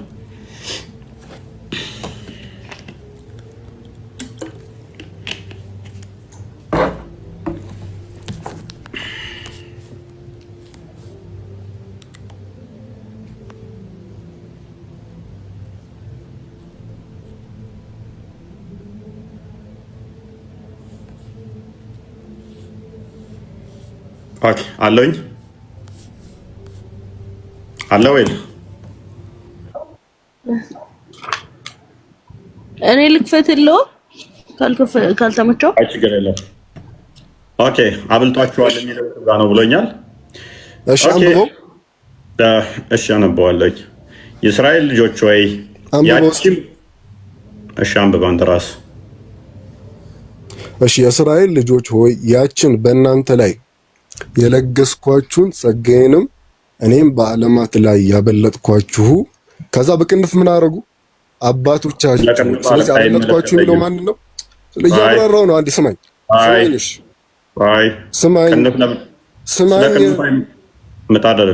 ስማኝ አባቶቻቸውን ያበለጣቸው እነሱን አይደለም። እነሱን እያናገረ ያለው ማለት ነው። አዳምጥ። በቅንፍ የከተቱት የአንተ አጭበርባሪ ቀጣፊ ኡስታዞች ተርጓሚዎች ናቸው። አባቶች የሚል የለውም። አረብኛው አባቶች የሚላለው አረብኛው ላይ አባቶች የሚላለው የትኛውም ተፍሲር ክፈት፣ የትኛውም ተፍሲር ክፈት ይነግራል። አባቶች የሚል አሳየኝ። እንዴ ቁርአን እኮ ማለት ነው። እሺ አምና ኻስ የሚባል እኮ አለ እኮ አባት የሚባል አሳየኝ። ሱራ ይሄው አማርኛውን እያነበብኩ ነው። ስለዚህ ሱራ አዳምጥ። በቅንፍ የከተቱት አጭበርባሪ ሐሰተኛ ቁርአን ልክ በደንብ ይው ያላ ቃል አልተጨመረም፣ አልተደለዘም፣ አልተበረዘም ይሏቸዋል። እንዲህ የተጨመረበት በእያንዳንዱ አያ ላይ የሰዎች ሀሳብ የገባበት ነው። ቁርአን ማለት በራሱ መቆም ማይችል ተራ መጽሐፍ ሲሆን እናንተን ለማጭበርበር ወንድሞቼ ከስራ ያላችሁ እህት ሙስሊሞች ወንድሞቼ ሙስሊሞች እንዲህ እየሸወዷችሁ እያጭበረበሯችሁ ነው። ይሄ በአረብኛ ግማሽ ያህል ጽሁፍ የገባ እንትኑ አባቶቻችሁ በዚያን ጊዜ ምናምን የሚለው ጽሁፍ የሌለ ከጊዜ በኋላ አሁን የተጨመረ ነው።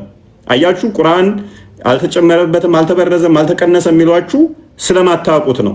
እንዲህ እየሸወዷችሁ ነው። ተበርዟል። ትርጉሙ እኮ ነው።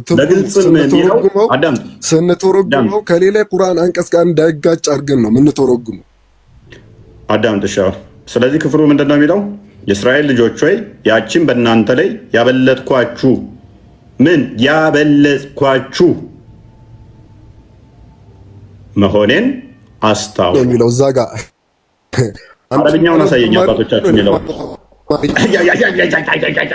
አባቶቻችሁ የሚለውን አሳየኝ። ይኸው የትኛው ቃል ነው? አባቶቻችሁ የሚለውን የትኛው ቃል ነው?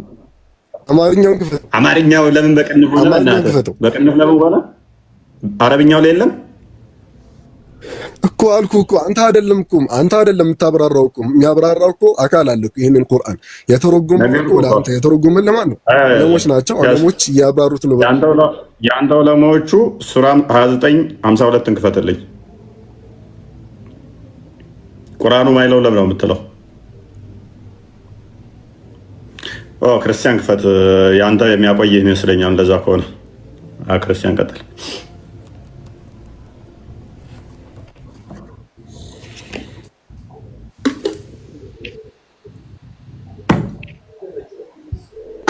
ሀያ ዘጠኝ 52 ያልከኝ? አይ ቲንክ 52 29:52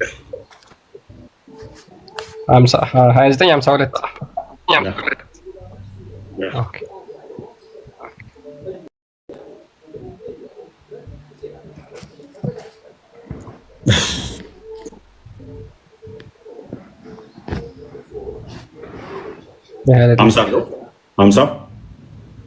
ሀምሳ አንድ ማለት ሶሪ 51 ኦኬ ያዝልኝ። እኛ መጽሐፉን በእነርሱ ላይ የሚነበብ ሆኖ በአንተና ማውረዳችን አይበቃቸው አይታይም። ብዙም ትንሽ እንትበለው። እኛ መጽሐፉን በእነርሱ ላይ የሚነበብ ሆኖ በአንተ ላይ ማውረዳችን አይበቃቸውምን? በዚህ ውስጥ ለሚያምኑ ህዝቦች ችሮታና ግሳጼ ያለበት። ከፍ አድርገው። በእኔና በእናንተ መካከል መስካሪ በአላህ በቃ ሌላ አያስፈልግም። በሰማያትም በምድርም ያለው ሁሉ ያውቃል በላቸው። ስለዚህ ምንም አያስፈልግም ሌላ እያለ ነው። በቁጥር 50 ጀምር አድርገው። የዑለሞች የሚባል የዑለሞች የሚባል አያስፈልግም ነው። በአላህ ብቻ በቃ አለን። መጽሐፉ ምንድን ነው? በቂ ነው እያለን ነው። 12 አንዳንድን ክፈትልኝ 111 የዑለሞች ንግግር ያስፈልጋል ይላል አይልም። በአላህ በቃ መጽሐፉ ገሳጼና አስተማሪ ያለው በአላህ በቃ የዑለሞች ምናምን የሚባል ተረት ተረት የለም። ቁርአን በቂ ነው የአላህ ብቻ ቃል ብሏል። ኦኬ በታሪካቸው ውስጥ ለአእምሮ ባለቤቶች በእርግጥ መገሰጫ ነበረ። በእርግጥ ምን መገሰጫ ነበር? የሚቀጣጥፍ ወሬ አይደለም፣ ግን ያንን በበፊቱ ያለውን አረጋጋጭ፣ ለነገር ሁሉ ገላጭ፣ ለሚያምኑ ህዝቦችም መሪና ችሎታ ነው። ለነገር ሁሉ ምንድን ነው? ገላጭ ነው። 6 ክፈትልኝ።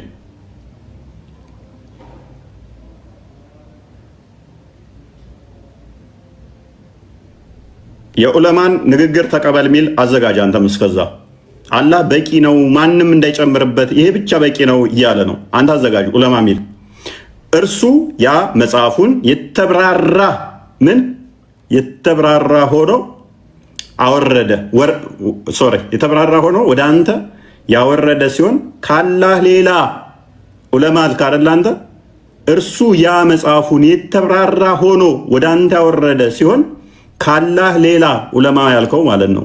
ካላህ ሌላ ዳኛን እፈልጋለሁን በላቸው። የዑለማን ዳኝነት ለምን ፈልገው? ቁርአኑ በቂ ነው የተብራራ ነው። የማንም ዳኝነት አያስፈልግም። አላህ ያላህ ንግግር በቂ ነው እያለ አላነበኩ ቅንፍ ውስጥ ያለውን አሁን ለምን አነበኩ? ቅድም አላነበም እያልክ ነበር። የትኛውን ቅንፍ በላቸው የሚሉን በላቸው ነው ያርግልኛል። እኔ በላቸው ነው አልፈልገውም። እሱን ያለውን አላነበም እያልክ ነበር እኮ ምን ያርግልኛል? አላነበውም። አሁንም ተውላለ አዳምጥ። ቁል ሚሌላው ነው።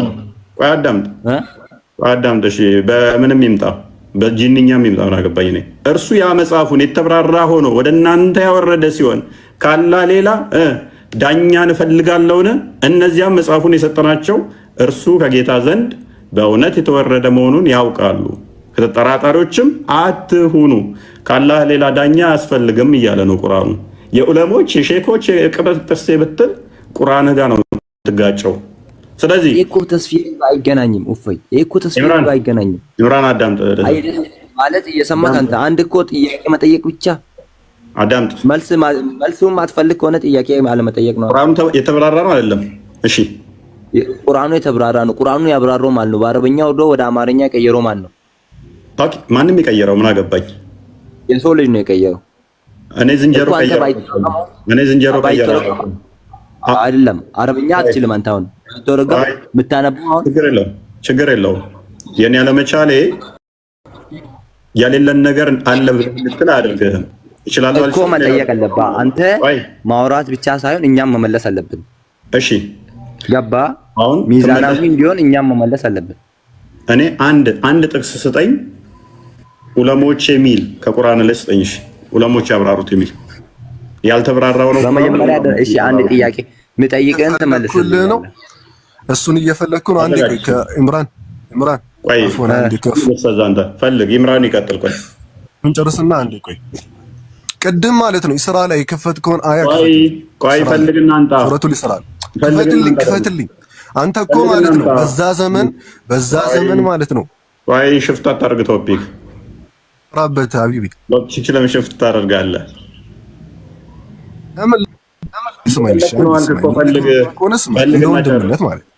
ፈልግና ጨርስ። የቀደሙ አንተ የከፈትከው ማለት ነው በዛ ዘመን ያሉ አይሁዶችን አናግሯቸው ለዚህ ዘመን አንተ እንትን ብለሃል። እኛም ደግሞ በዛ ዘመን እያናገራቸው አባቶቻቸውን ተፈልጎ ነው እንላለን። በዛ ዘመን ያለ ማን ነው? ሱረቱ ኢስራ ክፈትልኝ። ቁርአን ግልጽና ተብራራ አይደለ? ልቅበር እዛው ወስጃውን ደግሜ ክፈተው። ሱረቱ ኢስራ ከቁጥር 1 ጀምረህ ቁርአን ጥቅም አልባ እንደሆነ ላሳየህ። አይ ቲንክ እንትና ቢኒ ነው ያነሳው ቶፒኩን ትሄድበታለህ። ቢኒ ሉክ ያ ባሪያውን ከተከበረ መስጊድ ወደዚያ ዙሪያውን ወደ ባረክ ነው ወደ ሩቁ መስጊድ በሌሊት ውስጥ ያስሄደው ጥራት ይገባው። ከታምራቶቻችን ልናሳየው እነሆ እርሱ ሰሚው ተመልካቹ ነው። ምንድን ነው? ማን ነው ያስሄደው? ማን ነው የሄደው?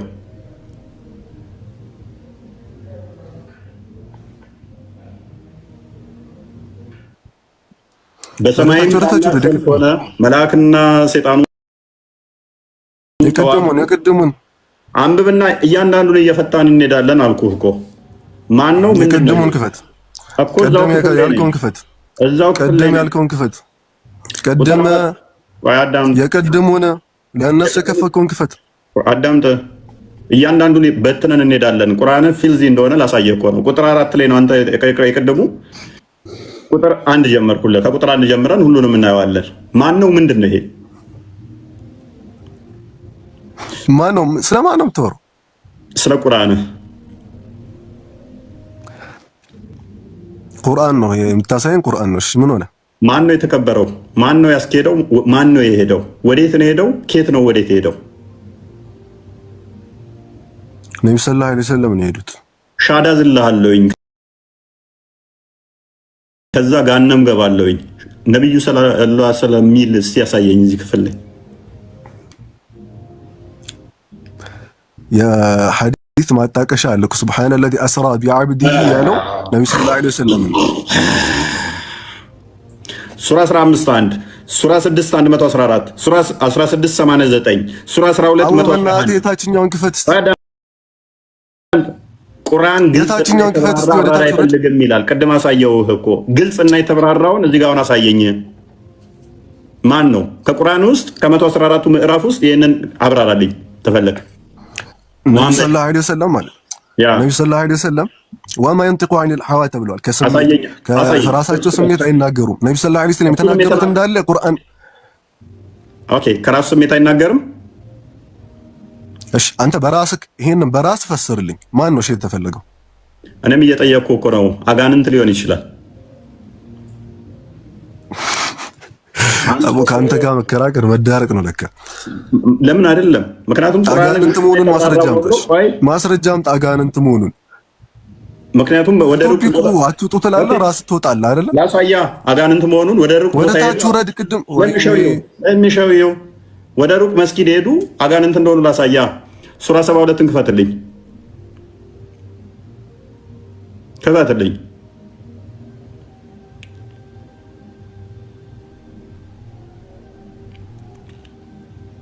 ክርስቲያን አለ። ቁጥር ስንት ላድርግልህ? ከፍቼ እላለሁ።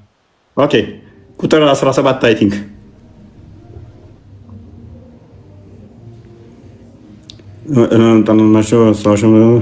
መስጊዶች አዳን ብቻ ናቸው። ከአንተ ጋር አንድ ማን ትገዛዋል? እሺ ቁጥር ሲመለስ አድርገው ወደ ኋላ።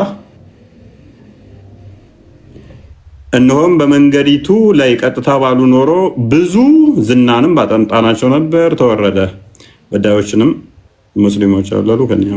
እሺ ከፍ አድርገው። ረጅም ጉዞ እዚህ ላይ እንደተጓዙም ይናገራል።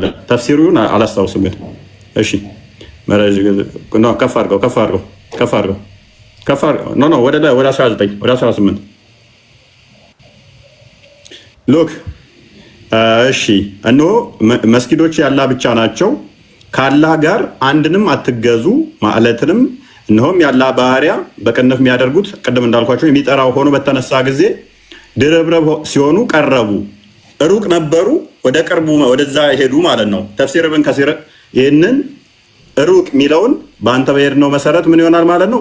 አጋንንቶች ይሆናሉ። ከፍ አድርገው ከሲር ሳትጠቀም ነገር አማርኛው ብቻ አማርኛው ብቻ አረብኛውን እንደውም ቅንፍ ላሳየህ፣ ችግር የለውም። እሺ እነሆ ያላህን ተጠቀም። አልሰማህም? አልጠቀምም አልጠቀምም አትጠቀም አልጠቀምም አትጠቀም ሳትጠቀም አብራ አትጠቀም።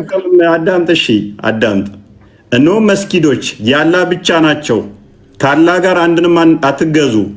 እነሆም ያላህ ባሪያ የሚጠራ ሆኖ በተነሳ ጊዜ ላይ ድርብርቦች ሊሆኑ ቀረቡ። ቀረቡ ማለት ሩቅ ነበሩ፣ ወደ መስጊዱ መጡ፣ ወደዛ መጡ ማለት ነው። ስለዚህ ከርቀት ወደዛ ወደ መስጊድ የቀረቡት ማን ሊሆን ይችላሉ? አጋንንት ሊሆኑ ይችላሉ። ሙሐመድ ቀረበ የሚል የለምና በእርሱ ላይ ታዳሽ ኢምራን አዳምጥ፣ ኢምራን አዳምጥ። የትኛው መስጂድ ነው? የትኛው መስጂድ ነው? አይታወቅም። ኢትዮጵያ ያለ መስጊድ ሊሆን ይችላል፣ ኬንያ ያለ ሊሆን ይችላል፣ ታንዛኒያ ያለ መስጊድ ሊሆን ይችላል። ስለዚህ ወደ ሩቁ መስጂድ አይደለም ማለት ነው። ወደ ሩቁ አይልም ማለት ነው። ሩቅ መስጊድ የት እንደሆነ አይታወቅማ። ይታወቃል። አይታወቅም። አሳየኝ። ይታወቃል። አሳይ። ቆይ መስጂድ አልአቅሳ ከተባለ ቤተል መቅዲስ እንደተፈለገ ይታወቃል። አንተ አትወቅ። አሳየኝ ሩቅ መስጊድ ለማለት ቆይ አሁን ሳካረል አሁን ስቀብረ ሩቅ ለማለት ሁለት ነገር ማወቅ ያስፈልጋል። አዳምጥ። ሁለት ነገር ማወቅ ያስፈልጋል። አንደኛ ሩቅ የተባለው ቦታ፣ ሁለተኛ ኬት የሚለው ሁለቱም ማወቅ ያስፈልጋል። ኬት ወዴት ሲኬድ ነው ሩቅ የተባለው የሚለው ያስፈልጋል። አሁን ቀጥል። ሁለቱን አሳየኝ። እኛ ትችላለህ? ላሳምንክ? ጥቅሱን ጥቀሰው። አረብኛ ትችላለህ? ላሳምንህ? ጥቅሱን ጥቀሰው። ትችላለህ? ከቻልክ አሳምናለሁ። ለባባው እውቀታችን አረብኛውን ታወራለህ። ያው አረብኛ ላይ ማለት ወይኔ ቁርአን በምንድን ነው የወረደው? በጅንኛ አይመለከተኝም። ምን ነው ትናደዳለህ? እሳ የሆነ እውነተኛ መረጃ ፈታ እያልኩብህ ነው። የምር ቃል በጣም አሁን እንደጠበቅኩ አልሆነልህም መሰለኝ ጉዳዩ። እንትን የመጀመሪያውን ሱረቱል በቀራ ወደ ቶፒካችን እንመለስ። ክፈተው በቃ ደበርክኝ፣ ወላሂ ደበርክኝ። አይዞህ የትም አታመልጠኝም። እኔ ካላ አንዴ ኢምራን አለ እንዴ ሱረቱል ኢስራ ክፈተው፣ ላብራራለህ። ክፈተው አረብኛ ብቻ ቁርአን የወረደው ምንድን ነው? አይ ለሁለት አታውሩ፣ አንዳችሁ ይታርጉ። አንተ ስንት ጥያቄ ጠየቀው? ሱረቱል ኢስራ ተመለስ። እንዴት ልመልስልህ? አንተ እኮ ጥያቄ መጠየቅ ብቻ ነው። ጥያቄ የሚጠይቅ ብቻ እንዴት ነው የምመልሰው? እፎይ ጋር ጨርስ። አንዴ ነኝ ያነሳሁት ከኔ ጋር ታወራለህ። ቆይ ቢኒ፣ እሺ አንተ ስንት ጥያቄ ነው የጠየቀው? ምንም አልጠየቅኩም። የእናንተን ጥያቄ ነው እየመለስኩ ያለሁት። ኧረ ምኑ መለስክ?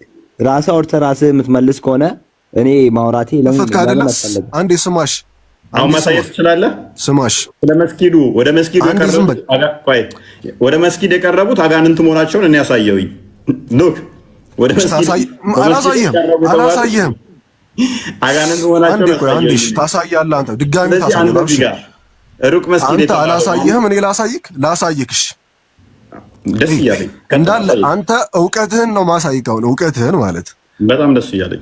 አዳምጥ፣ አበራራለሁ። አረብኛውንም አማርኛውንም ማብራራለህ። እሺ፣ የመጀመሪያው ሱብሃነለዚ አስራ ቢዐብዲሂ፣ ስማኝ፣ ሱብሃነለዚ አስራ ቢዐብዲሂ ለይለን ሚነል መስጂዲል ሐራሚ ኢለል መስጂዲል አቅሳ። አረብኛ ቋንቋ ላይ አል ከገባ ኢለል አል መስጂድና አል አቅሳ አል ከገባ የሆነ የሚታወቅ መስጂድ ነው። እሺ፣ አይልም። ወይኔ እሺ፣ ቆይ እሺ፣ አማርኛውን ላንብብልህ። አማርኛውን አረብኛ አስለምጃለሁ፣ አታውቅም። አማርኛውን ደግሞ ላስለምድ። ስማኝሽ ና ተወው እሱን። እሺ፣ አማርኛውን ላንብብና ትሄዳለህ ወደ ፈለከው። አማርኛውን ያ ሩቁ መስጂድ ነው የሚለው። ያ ሩቁ ወደ ሩቁ መስጂድ ሳይሆን ያ ሩቁ ወደ ሩቁ አትጩ። አረብኛውን በለውና ስማኝ፣ አላስቃ የሚለውን አሳይ። ቆይ አትንጫጫ፣ አትደንግጥ። ቆይ ስማ፣ ተረጋጋና እውቀት በጣም ትንሽ ነው ማለት እውቀት በጣም ትንሽ ነው። ያው አማርኛውን ላንብብልህ። አንዴ አማርኛውን ላንብብልህ። አማርኛ ላይ አታርገው ክርስቲያን፣ አማርኛ ላይ አታርገው፣ አረብኛው ላይ አድርገው። ያ ባሪያውን ከተከበረው መስጂድ ወደዚያ ወደ ሩቁ ነው የሚለው። ገባ? አንድ ሰው አማርኛ ላይ ማለት አማርኛ ላይ እንረዳዳ። ሱብሃና ከሚለው ጀምረህ አንብብ። አማርኛውንም አረብኛውንም አነበው። አንተ ስማኝ፣ አልፈልግም አማርኛውን፣ አረብኛውን ሂድ፣ እቀብርሃለሁኝ። የትም አታመልጥ። እንዴ ለምንድን ነው ማሰማኝ? ለምንድን ነው ማሰማኝ? ጥያቄ ጠየቃል፣ ሙስሊሞች መልሰዋል ካደል። አላስቃ ሚል ቃል ተጠቅመሃል። አላስቃ ሚለውን አሳየኝ፣ አሊያም ትፋት። አንብብ። አል አቅሳ አይደል የሚለው? የትኛው ነው የሚለው? እሺ በደንብ እንትን በለው፣ ዙም አድርገው፣ ትንሽ አስጠጋው። አል መስጂድ አል አቅሳ አይልም? አል ሚል የለም አይልም። አላስቃ ሚል የለም። ምንም አታውቅም፣ ምንም አታውቅም። ና አንተን ከፍላ ቁርአን ማንበባችን ነው ከዚህ ጀመር። እኛን ነው ማመን ያለብን። ና አላቅሳ ሚለውን መስጊድ አሳየኝ። እንትኗን ብቻ ጥቀሳት፣ እንትኗን እንዲያርግባት አሳየኝ። ቢያንስ እኔ አሊፍ ማላቅ ይመስላል እንዴ? ወላሂ አታውቅም። ወላሂ አታውቅም። አሳየኝ። አልአቅሳ ብለሃል። አሳየኝ። ይኸው አልአቅሳ አልመስጂድ አልአቅሳ ይላል። አሳይ። አሁን ይኸውልህ ከዛ ወዴት የሚለውን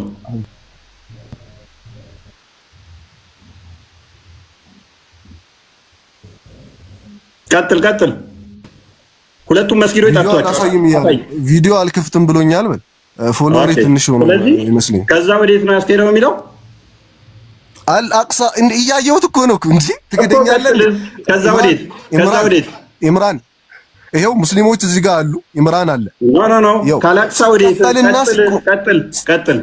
አይልም። አንተ እንደምትለው አይልም። ቀጥል። አልያ እንዴ እያየሁት እኮ ቀጥል። ኧረ ባላ ምን ጅል ነው? እኔ ላሳየህ። አልአቅሳ ይላል እኮ ቀጥል። ካላቅሳ ወዴት? ወይኔ ወደ አቅሳ ነው እንጂ ወደ መስጂድ፣ ወደ አቅሳ መስጂድ ካላራም ወደ አላቅሳ አዎ አይልም። እሺ አረብኛውን ክፈትልኝ። አማርኛው ወደ አማርኛው ትንሽ ትልቅ አድርገኝ። እኔ አሳየዋለሁ። ትልቅ አድርገኝ ነው።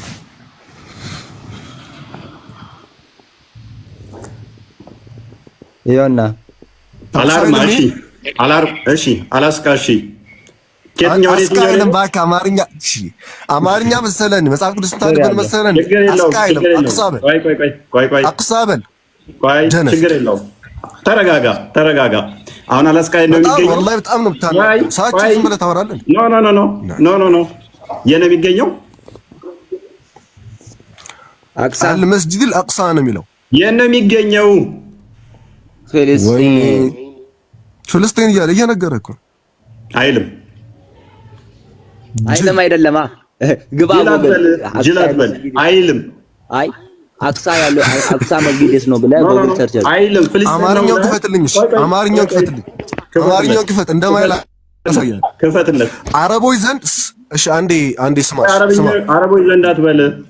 አረቦች ዘንድ ማለት አቅሳ መስጂድ በዛን ዘመን ማለት ነው። አቅሳ የሚሉት ምን አይነት መስጂድ ነው? ያንን ካሳየኝ ማለት አይመለከተኝም። እሱ ክፈትልኝ። አቅሳ መስጂድ ምንድን ነው አረቦች ዘንድ በዛ ዘመን? ምንም ይሁን አይመለከተኝም። እሱ ለአንተ እኮ አይደለም ለአንተ እኮ ምንም አይገባም እኮ እኛ የምናወራው ቋንቋ እኮ ዝም ብለህ እኮ ነው። መረጃ ካለ ይኸውልህ እዚህ ቦታ ይሄ መስጊድ ከዛ ቦታ ቅድምም ብያለሁ መሰለው ሁለት ነገር ያስፈልጋል። አንደኛው የት ሀገር እንደሚኖር ያ ነገር መጠቀስ አለበት። ያኛው የት ቦታ እንደሚኖር ሁለቱ መጠቀስ አለባቸው ብያለሁ። እሺ አማርኛውን ክፈትልኝ ላሳየህ። ዲስታንሶች መታወቅ አለባቸው ሀገራቸው ብያለሁ። ቀጥላው ያው ከፍ አድርግለት ክርስቲያን። እኛ ማለት ነው ሰማህ አይደለም? ሆነ አረብኛ ነው የመጣው።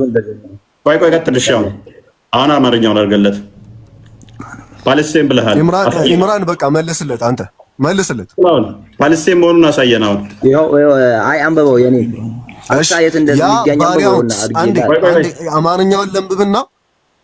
አማርኛውን ላንብብና ከዛ በኋላ ኢምራን ትቀጥላለህ። ቆይ እሺ አንደኛችሁ ተራ በተራ አበቡ ላንብብ። ያ ባሪያውን ከተከበረው መስጂድ የትኛውን ነው የሄዱበት ማለት ነው? ሰለላሁ ዐለይሂ ወሰለም መካ ያለውን ወደዚያ ዙሪያውን ወደ ባሪያውን አሳየኝ። ናና ትቅጠፍ። መካ ሚለውን ክፈት። መካ ሚለውን አሳይ። ሐረም ምንድን ነው? መካ ሚለውን አሳይ። አልመስጂድ አልሐራም ምንድን ነው? መካ ሚለውን አሳይ። ለስም ይኖረዋል እኮ አንድ መስጂድ እኮ ለስም ይኖረዋል እኮ። ሶስትም አራትም ይኖረው አትጨምር እያልኩ አንተ በምታውቀው ነው የነገርኩህ። ወይ አሳይ። ወደ ከዛ በኋላ ወደ ሩቁ መስጊድ አትቅጠፍ። ቅድም ብያለሁኝ። የት የሚለውን መጠቀስ አለበት። ተጠቅሷል ብለህ ክሌም ስላደረግህ በመጀመሪያ እዚህ ቦታ እዛ ፍልስጤም የሚገኝ መካ የሚገኝ ብለህ ስለጠቀስካቸው ግለጥና አሳይ። ሩቁ መስጂድ ወደ ሩቁ ሲባል ማለት ነው የምናውቀው ሩቅ መስጂድ አለ ማለት ነው። ጥቀስና አሳይ። ወሬ አታውራ። ጥቀስና አሳይ። መስጂድ አልሐራም ምንድን ነው ጠየቅኩህ። መስጂድ አልሐራም መካ ነው አልኩህ። አሳይ። መካ ለመሆኑ አሳይ። እሺ በቃ ሌላ ላጥምልልህ። መካ የሚለውን አሳየኝ። ችግር የለውም። ክፈትና አሳየኝ። እሱ ቦታ ላይ መካ የሚለውን አሳየኝ። ጉግል ከፍቷል ኢምራን። ከጉግል ነው እስልምና መረጃ አይደለም ማለት እሱ አቅሳ የት እንደሚገኝ ልንገረው ብዬ ነው። ቁርአን ስለማያውቅ ከጉግል ነው ታሳየኝ። ቁርአን ላይ ታሳየኝም። ናና ቁርአን ላይ አቅሳ አሳይቻለሁ። ቆይ ቅድም ቆይ ተረጋጋ፣ አዳምጥ። መስጊድ አልሐራም መካ የሚገኘው መስጊድ አልአቅሳ ወደ ፍልስጤም የሚገኘው ሄዱ ብሎ ነው አረብኛውን ያነበበው አይደለ? አሳየ ነው እንደዛ የሚለውን አሳይ። መስጊድ አልአቅሳ ማለት እኮ አቅሳ መንገድ ማለት አቅሳ ማለት ነው። አደራርቡ አቅሳ ማለት ሩቅ ማለት ነው ሲተረጎም ገባንኛ ማለት ነው። አቅሳ ማለት ሩቅ ነው። እሺ ሩቅ የት ነው ሩቅ? ምን አገባንኛ? ወደ ሩቅ አስኬደው። አሁን ለምሳሌ አሳየኝ አንተ ወደ ሩቅ ሚል ሩቁ ነው የሚለው ሰውየውና አንድ ሰውዬ መጣ ይላል። ሰውየው መጣ ከሆነ እናውቀዋለን ያን ሰውዬ። አማርኛ ማችልም ሩቁ ነው የሚባለው። እሺ ወደ ሩቁ ምንድን ነው? ሩቁ ማለት ነው የሆነ የምናውቀው ሩቁ መስጂድ አለ ማለት ነው። ስለዚህ አረቦች በዛ ዘመን የሚያውቁት ሩቁ መስጂድ ማን ነው? ይሄንን ካወቅ አረብኛ አማርኛ እኔ ቪዲዮ አልከፍት ብሎኛል አልኩህ እኮ አይገባውም እንዴ ማለት ነው። ስለዚህ ወደ ሩቅ መስጊድ አስኬደው። ያ ሩቅ መስጊድ አይታወቅም። ወደ ሩቅ መስጊድ አይልም። ወደ ሩቅ ያለው የፈለከውን ማለት እኔ ሩቅ እሺ፣ ወደ ሩቁ መስጊድ ወደ ሩቅ መስጊድ እኮ ኢምራን ሩቅ እሺ፣ ወደ ሩቁ ሳይሆን ሩቅ ነው የሚለው። ሩቁና ሩቁ ይለያያል። አማርኛችን እሺ፣ ወደ ሩቅ መስጊድ አስኬደው። እሺ፣ ወደ ሩቅ መስጊድ አስኬደው። ሩቁ ነው የሚለው። አችልም አማርኛ ወላሂ አችልም አማርኛ ራሱ አማርኛ እንኳን ይበቃል። ቆይ ወደ ሩቁ መስጊድ አስኬዶታል። እሺ ያ ሩቁ መስጊድ ነው ፓለስታይን የሚገኘው ሩቁ መስጊድ ፕሊስ ሩቁ በቃ ሩቁ መስጊድ ነው አይታወቅም። እንካ አልአቅሳ ማለት ትርጉሙ ምንድን ነው? ፕሊስ ቆይ አንዴ ፕሊስ ኡፋይ ልጠይቅህ። አልአቅሳ ማለት ፕሊስ አንዴ አዳምጥሽ። አሁን አማርኛውን አንብበው ፕሊስ አዳምጥሽ። አይ ጥያቄ መልስ እንዴ እየደራረባችሁ ነው። ግራ እንትና አታምጣጡ። እሺ ቆይ አደራርቡ። ክርስቲያን ቀጥል። ጥያቄ አንድ ጥያቄ ሾርት አንድ አዳምጥ። ያ ባሪያውን የትኛው ባሪያው ጥያቄ ያዙ በደንብ ጥያቄ። ያ ባሪያውን ይላል የትኛው ባሪያው ከተከበረው መስጊድ የት ነው የተከበረው መስጊድ? ወደዚያ ዙሪያውን ወደ ባረከው ወደ ሩቁ መስጊድ የት ነው ሩቁ መስጊድ? በሌሊት ውስጥ በሌሊት ያስኬደው ማን ነው? ጥራት ይግባው። እነዚህን ጥያቄዎች መልሱ። የተከበረው ቤተል መቅዲስ ፍልስጤም ያለው መስጂድ ነው። አረቦች በዛ ዘመን እነሱ ስለሚርቃቸው ሩቁ መስጂድ ይሉታል አልኩክ። በዚህ መንገድ መለስኩልክ። አንተ ነህ እያልክ ያለው የተከበረው መስጊድ የት ነው አይታወቅም። ቁርአን ውስጥ አልተገለጸም ምንም። ይሄንኛው ክፍል ያ የተከበረ መስጊድ አለው። እሺ ይሁን።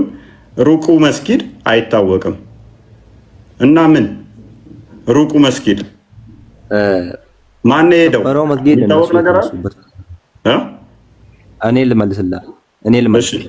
እሺ ቀጥሎ ያለውን አንብቡትና ቀጥሎ ያለው ስለሌላ ነው። ስለሙሳ ነው የሚያወራው። ቆይ እስኪ አንዴ ኢምራን እንትን ይበልና ቀጣይ ስለ ሙሳ ነው የሚያወራው። እሺ ቀጥል። አልአቅሳ ማለት ሩቁ ማለት ነው። እኛ ምን አገባን ታዲያ? እሱ አሁን ገባ። እኛ ጥያቄያችን አለ ማይመለከት ጥያቄ ምንድነው ታዲያ? እኔ እኮ ጥያቄ አልገባኝም። እንደዛ ከሆነ አንተ መጠየቅ መልሱም ማትፈልግ ከሆነ ለምን ትጠይቃለህ? የህፃን ጥያቄ የት ነው ምን እንደሚሰጣት እሺ ምን ልመልስ ማለት አንተ ጥያቄ ምን ላይ ነው? አንተ ጥያቄ አልገባኝም። እንደዛ ከሆነ ኦኬ፣ እንደዛ ከሆነ ካልገ እሺ፣ ቅድምም ብያለሁ ሁለት ነገር ያስፈልጋል ብያለሁ። ቅድማ የት ነው የሚገኘው? ሁለት ነገሮች ከየት ወዴት ነው የተሄደው የሚባለው የመጀመሪያው መነሻና መድረሻው መታወቅ አለበት ነው። መነሻ ካሉበት የተነሱበት እሱም ታውቃለህ። እሱ እንትናም ይመልስላል። መድረሻ ደግሞ አቅሳ የት ነው የሚገኘው የሚለውን ደግሞ ስነግርህ ፍልስጤም ነው ብዬ ስነግርህ ልትቀበል አልቻልክም። ምን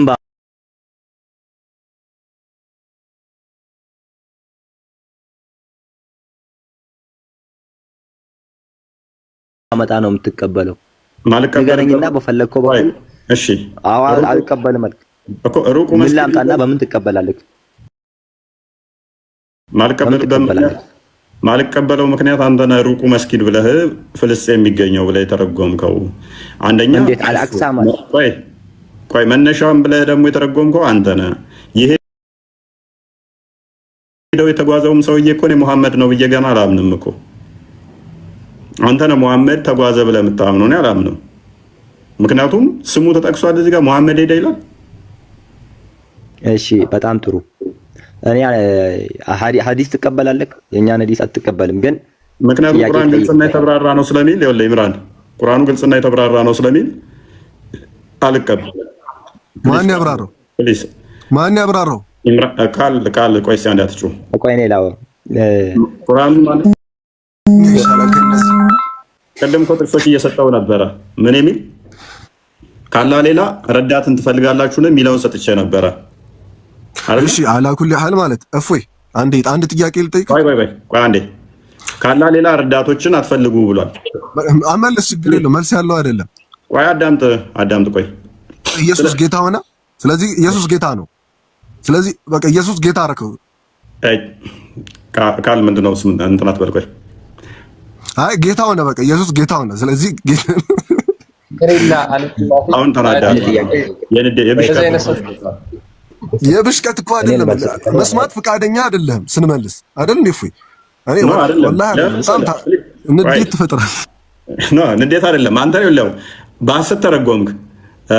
መስጊድ አልሐራም መካ የሚገኘው ከዛ ወደ መስጊድ አልአቅሳ ፍልስጤም ወደሚገኘው ሄደ አይልም። እንደዛ አምጣ ስትባል ደግሞ አረብኛው እንደዚህ ወጥቶ እንደዚህ ገብቶ እንደዚህ ሆኖ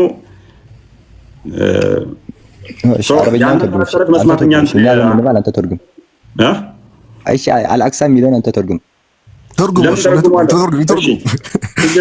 ሩቅ ወደ የትኛው ሩቅ ተርጉሙ? ወደ ሩቅ አይለው ሩቁ ነው የሚለው። ያ የሚታወቀው ሩቁ መስጂድ የትኛው ነው? እስቲ በለክ አንተ አሳየን እስቲ ከቁርአን ላይ ኦኬ ነገር ከቁርአን ላይ አንተ አሳየን። እፎይ ማለት ለአንተ ምን ነው? እፎይ ማለት ለአንተ ምን ነው? አንድ ነገር ሩቅ ስለተባለ የግዴታ ፍልስጤም ነው የሚገኘው ብሎ የተረጎመልህ ማን ነው? አይ ሩቅ አይልም። ሩቅ የሚል ካሳየኝ አንተ ጀግና ነው። ሩቁ ነው የሚለው ሩቁ። እሺ ሩቁ ማለት ቆይ እፎይ አንዴ ስማኝ። ተረጋግቼ ላስረዳክ ትሰማኛለህ? ፕሊዝ አንዴ ተረጋግቼ ላስረዳክ። ተረጋጋ። የአማርኛ አገባቡና የአረብኛ አገባቡን ተረጋግቼ ላሳይክ።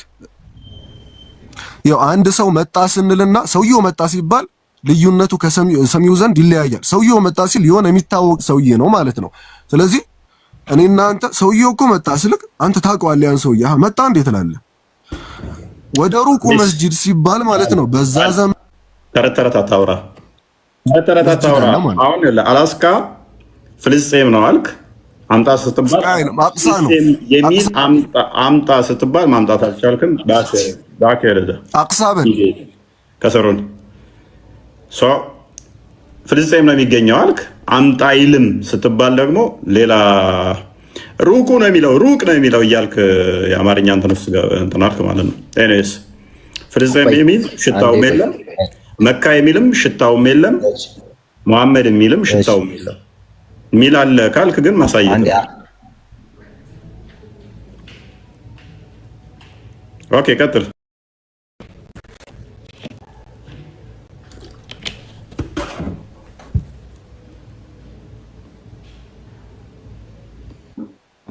ለልመስጂድ አልአቅሳ መስጂድ አልአቅሳ ማለት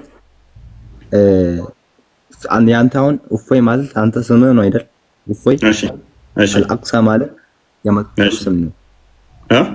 ገባ? የመስጊድ አቅሳ ማለት የመስጊዱ ስም ነው። እሺ ማን ያለ? እሺ ማን ያለ? እስኪ ቁርአኑ ላይ እንደዛ የሚለን አሳየኝ እስኪ። የመስጊዱ ስም ነው የሚል መስጂድ አልአቅሳ ማለት ምን ማለት ነው? ስሙ ነው የሚል ሲያሳየኝ። አሁን ማርያም ቤተ ክርስቲያን ገብርኤል ቤተ ክርስቲያን እንደምትሉት መስጊድም ስም አለው። መስጊድ አልአቅሳ ማለት ደግሞ የመስጊዱ በመጀመሪያ ደረጃ ያለው ኢቭን የአንተን አርጉመንት ተቀበል ለማስኬድ ያሳየን። ቆይ አዳምጥ። መስጊድ አልአቅሳ ስለተባለ የግዴታ እዚህ ቦታ የሚገኝ የሚል አይሰጠውም ማለት ነው። ኬት ነው ሄደው ወዴት ነው ሄደው የሚታወቅ ነገር ስለሌለ ማን ሄደው የሚታወቅ የለም። አሁንም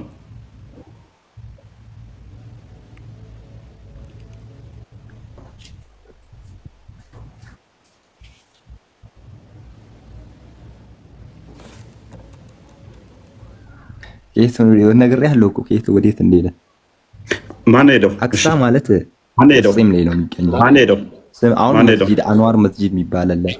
ማን ሄደው ረሱል ነው ረሱል። እሺ ማን ነው ረሱል? ሙሐመድ ሰለላሁ ዐለይሂ ወሰለም። ማን ነው ሰለላሁ ዐለይሂ ወሰለም? ሙሐመድ ሚል ከየት አመጣ? በቅርብ እናንተ እንዴት ታምናለህ? አንተ ላልተቀበል እኔ ምን ስራ ነው ነገር እኮ አይልም። ክፍሉ ላይ ማይለውን እኮ ነው እየነገርከኝ ያለው። እናንተ መጽሐፍ ቅዱስ ማን ነው የጻፈው? ሰው ነው የጻፈው አይደል? ማን ነው ያብራራው? ሰው ነው ያብራራው። የጌታ ቃል ነው ትላላችሁ፣ ግን ቁርአኑ ግን የተብራራ ነው። ምክንያቱም ብዙ የተመረዘ ቦታ አለ። ቁርአኑ ግን የተብራራ ነው። ቁርአን የተብራራ ነው። ስለዚህ ማን እንደሄደ በአረብኛ ነው የወረደው። ቁርአኑ ማን እንደሄደ ይነግራል። በአረብኛ ይነግራል። በአረብኛ ነው አሳየኝ። አረብኛው ሙሐመድ አትቀበልማ አሳይቻለሁ እኮ አደከማሽኝ እኮ በቃ የሌለ ነገር ነው እያወራ ያለው። ምኑን ነው የማልቀበለው? መልሰህ አንዴ ጎግል ትላለህ፣ አንዴ ተፍሲር ትላለህ፣ አንዴ ማን ያብራራው ማን የጻፈው ትሉኛላችሁ። አንደኛው ደግሞ ኢየሱስ ጌታ ነው ወይ ይለኛል። ኤኒዌይስ ቢኒና ክርስቲያን ትሩበታለህ። አይ ምንም አደከሙ። ኢምራን እስቲ ምናልባት ቅድም ቁርአን ላይ የተብራራ ነው ሲሉ ነበረ። ሱራ 6 ቁጥር 38 ላይ ደግሞ በመጽሐፍ ውስጥ ምንንም አልተውንም ይላል። የተውነው ነገር የለም እያለ ነውና ካልተወ እስቲ አሁን እዚህ ክፍል ላይ የሄደው አካል ይሄ ነው ብለህ አስረጅ። ከነፍ ውስጥ የገባህ አልቀበል መለኩ እኔ እንዴት ላፈር? ከነፍ ውስጥ የሰው ሐሳብ ነው፣ የሰዎችን ሐሳብ ተውና የሰዎችን ሐሳብ በአማርኛ የተረጎመው የሰው ልጅ ነው። አይ አረበኛውን አታውቁማ? አረበኛውን ሳታውቁ እናንተ እንዴት ነው አማርኛውን ነገር? አይ አረበኛውንም በአፕሊኬሽን ማሳየት እንችላለን፣ ችግር የለውም። አረበኛው ላይ አላህ ተቀበለ። በአረበኛው ሳይነብ እኔ እንዴት ነው በአረበኛ ነው የወረደው ቁርአን በአማርኛ የፈተው እንካ ይምራ። አሁን ቁርአን ላይ በአማርኛ የተረጎመው የሰው ልጅ ወደ ሩቅ መስጊድ ወሰደው ስማ፣ ወደ ሩቅ መስጊድ ወሰደው የሚለው መሐመድ ነው የሚለውን ከአላህ ውስጥ አልወጣም። ከአላህ የወጣ አይደለም። ሰዎች ግን መሐመድ ሊሆን ይችላል ብለው ተረድተው በቅንፍ መሐመድ ብለው አስቀምጠዋል። አይ አላህ ራሱ የተረዳው ወይም አላህ ለማለት መሐመድ ነው ካልክ ስማኝና መልስልኝ። መሐመድ ነው ካልክ ከቁርአኑ ላይ ኦሪጂናሉ ቁርአን አረብኛው ላይ መሐመድ የሚለውን ስም አሳየን። ስለ መሐመድ ነው የተነገረው የሚለውን አሳየን። ቅንፍ ውስጥ ነው ስላላችሁ ቅንፍ ውስጥ የማይሰው ሐሳብ ነው። ሰዎች ነው እንደዛ የተረዱት።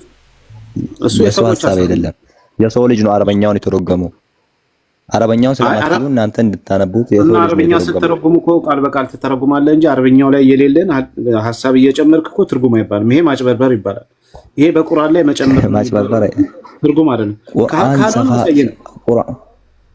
አሁን ለምሳሌ ማለት ነው ቁርአን ሰፋ ያለ ስለ ሳይንስም ስለ ብዙ ነገር ውስጥ ተካቷል።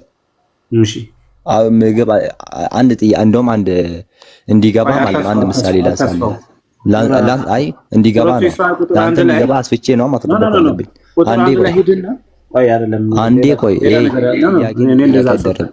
ቁጥር ጥያቄ ባሪያውን የተባለው መሐመድ ነው ብላል። መሐመድ የሚለውን አሳየን ነው እያልን ያለው። ከሌለ እኮ ላስረዳ ጥያቄ ጥያቄ አደረብ ላስረዳ ጥያቄ አይደለም። እኔ አጠይቀኝም እሱም ብቻ ሰይ እኮ ታዲያ ቀጥል መልስ ውስጥ ላስረዳ እኔ ሰፋ አድርጌ ላስረዳ ጥያቄ ምንም የሰፋ ነገር የለውም።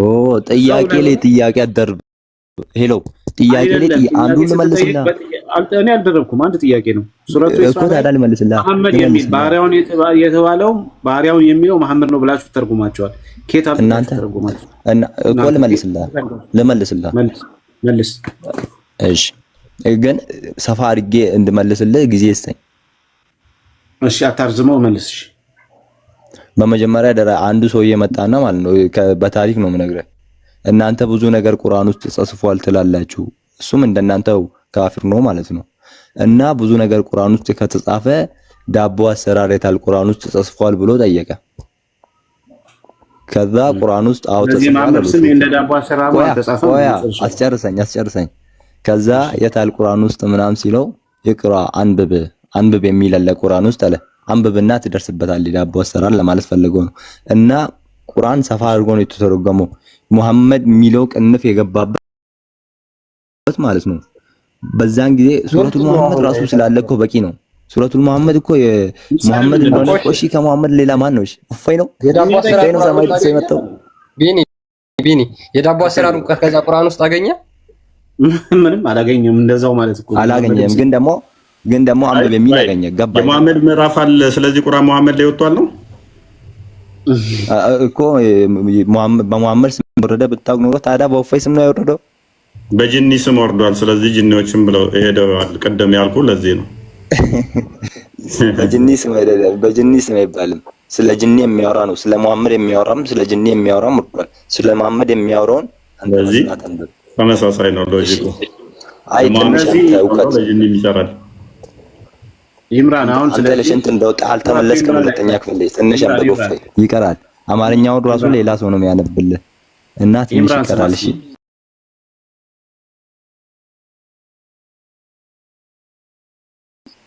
ኢምራን ቆይ ስማ። ስለዚህ አሁን ሱረቱ መሐመድ ስላለ ሱረቱ ኢስራ ላይ ያለው ለመሐመድ ነው የሚል ይሄ ፋላስ ይባላል። እስቲ ጀነራላይዜሽን ንፉስ ያለውን አትቀበሉ። አንዴ ሰማው አይደለ? ሰማ ቅንፍ ውስጥ ያለውን አትቀበሉ ማለት ነው። ማትቀበል ከሆነ ለምንድን ነው ተነምለው? አንተ ሰማም እንዴ? ቅንፉን ከታም ተርጎማችሁ ወረ በመድሃን እሺ፣ አንተ ተርጉመው። አይ እኛ ቁርአን እንሰጣለን 30 በቃ አትቆርጥና ስማ። ታው ሸኛውት ያላችሁ ማስረጃ የለም። በቃ ማስረጃ ስለሌለ በቃ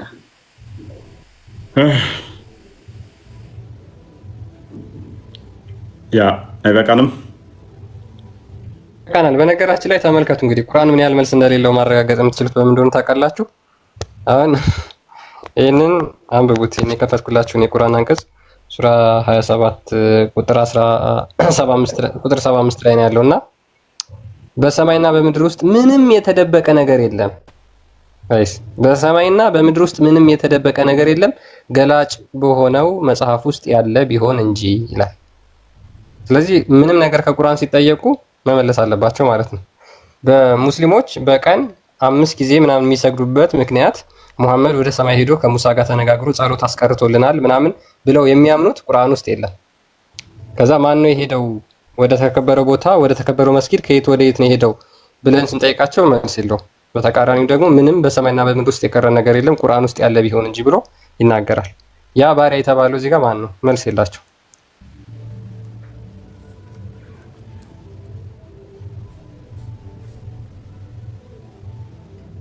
ርዕስ አስቀይሰዋቸዋል። ግን በቃ ያው ጠቅልሉና እኔ ትንሽ ሀሳብ ደስታ እንደደቂቃና ከዛ ትወጣላችሁ። በእርግጥ አሁን ክርስቲያን ያመጣውም ደግሞ ሌላ ሀሳብ ነው። ቁርአን ለራሱ የሚመሰክረው ነገር በእርግጥ የሌለውን ነገር ነው የሚመሰክረው። አልከጥፉን በስም ይደግፍ አይነት ነገር ነው። ሱራ 6:38 ላይ በመጽሐፍ ውስጥ ምንንም አላስቀረንም ነው የሚለው። አንድም ነገር አላስቀረንም ይላል። ኦኬ፣ ስለዚህ ሁሉ ነገር አለ ማለት ነው። ግን ቁርአንን ስታየው ምንም በውስጡ ምንም ነገር የለም። ለብዙ ማብራሪያ የተጋለጠ ነው። ለዛ ነው በጣም በብዙ ሺህ የሚቆጠር ተፍሲራት ያሉት። በጣም ብዙ ፈሳሪዎች አሉት። በጣም ብዙ ሙፈሲሮች አሉ። እንደገና ደግሞ የተጻፉ አሉ ቁርአንን ለማብራራት የለም። እንደገና ኮንትራዲክሽንም ያደርጋል እርስ በርሱ ማለት ነው። ያልተብራራ ክፍል አለበት ብሎ ሱራ 3 ቁጥር 7 ላይ በውስጡ ያልተብራራ አላህ ብቻ ነው የሚያውቀው ብሎም ተናግሯል። ይሄ ግጭት ነው ባይዘው።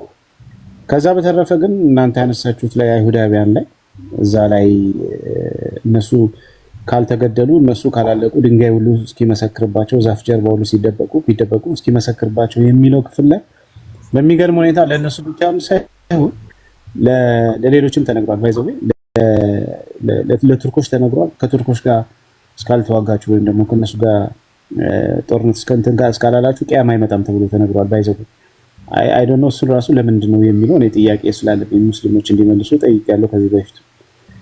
አይናቸው ደቃቃን ከተባሉ እንደ ቻይና ምናምን ነው ኢቭን ከነሱ ጋር ጦርነት እስካላደረጋችሁ ድረስ የቂያማ ቀን አይመጣም የሚል ሐዲሳት አሉ ማለት ነው።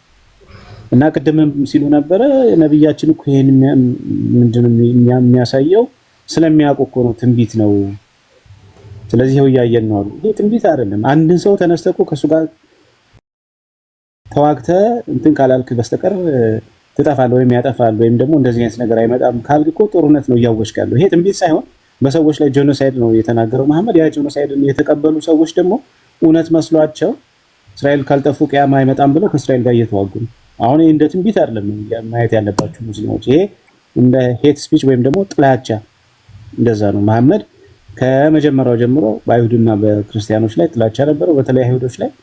እነሱ እስካላለቁ ሞተው እስካላለቁ የቅያማ ቀን አይመጣም አለ።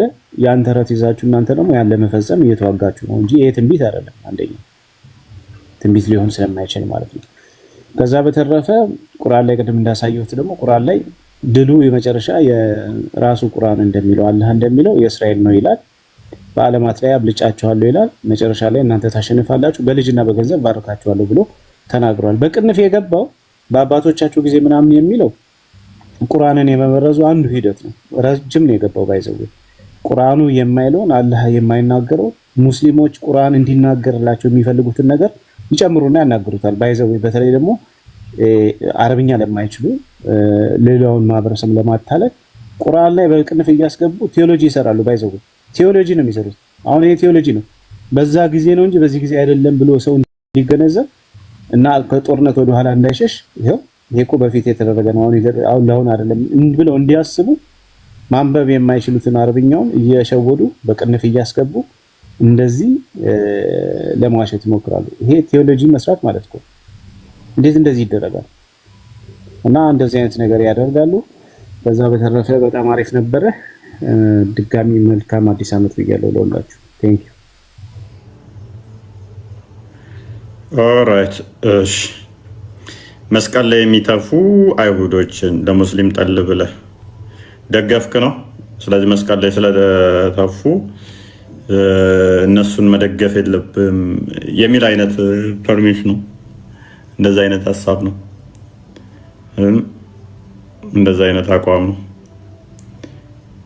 አንተ መስቀሉን ያሳሰበ እኛን ደግሞ እናንተ እንደምታርዱን ስናቅስ እነሱ መስቀል ላይ ስለመጥፋታቸው ነው ያሳሰበ። እናንተ ደግሞ እኛን እንደምታርዱ ስናቅስ አይሁዶችን ደግሞ አርዳችሁ ስጨርሱ መሆኑን ቅያማ የሚመጣው ስናቅስ እሱ ሳሳስበ። ምክንያቱም ከቁርአን ትጣላለህ እኮ እኛ እነሱን አለማዘናችን ሱራ 5:51 ላይ ክርስቲያኖች ከአይሁዶች ጋር ጓደኛ ናቸው ስለሚል ጓደኛ አይደላችሁም ካልከን ከአላህ ጋር ትጣላለህ ማለት ነው። ዛራ ሚስራ ኦል ኢዝ ዌል። ቻው ቻው፣ ተሰናበትክ። ብዙ ቦታ አስገቡን። አክቹአሊ ረስ ሽፍት ሆነናል። የያዝነውንም ቶፒክ ዛሬ ዝም ብለንም ነበር የገባ ነው።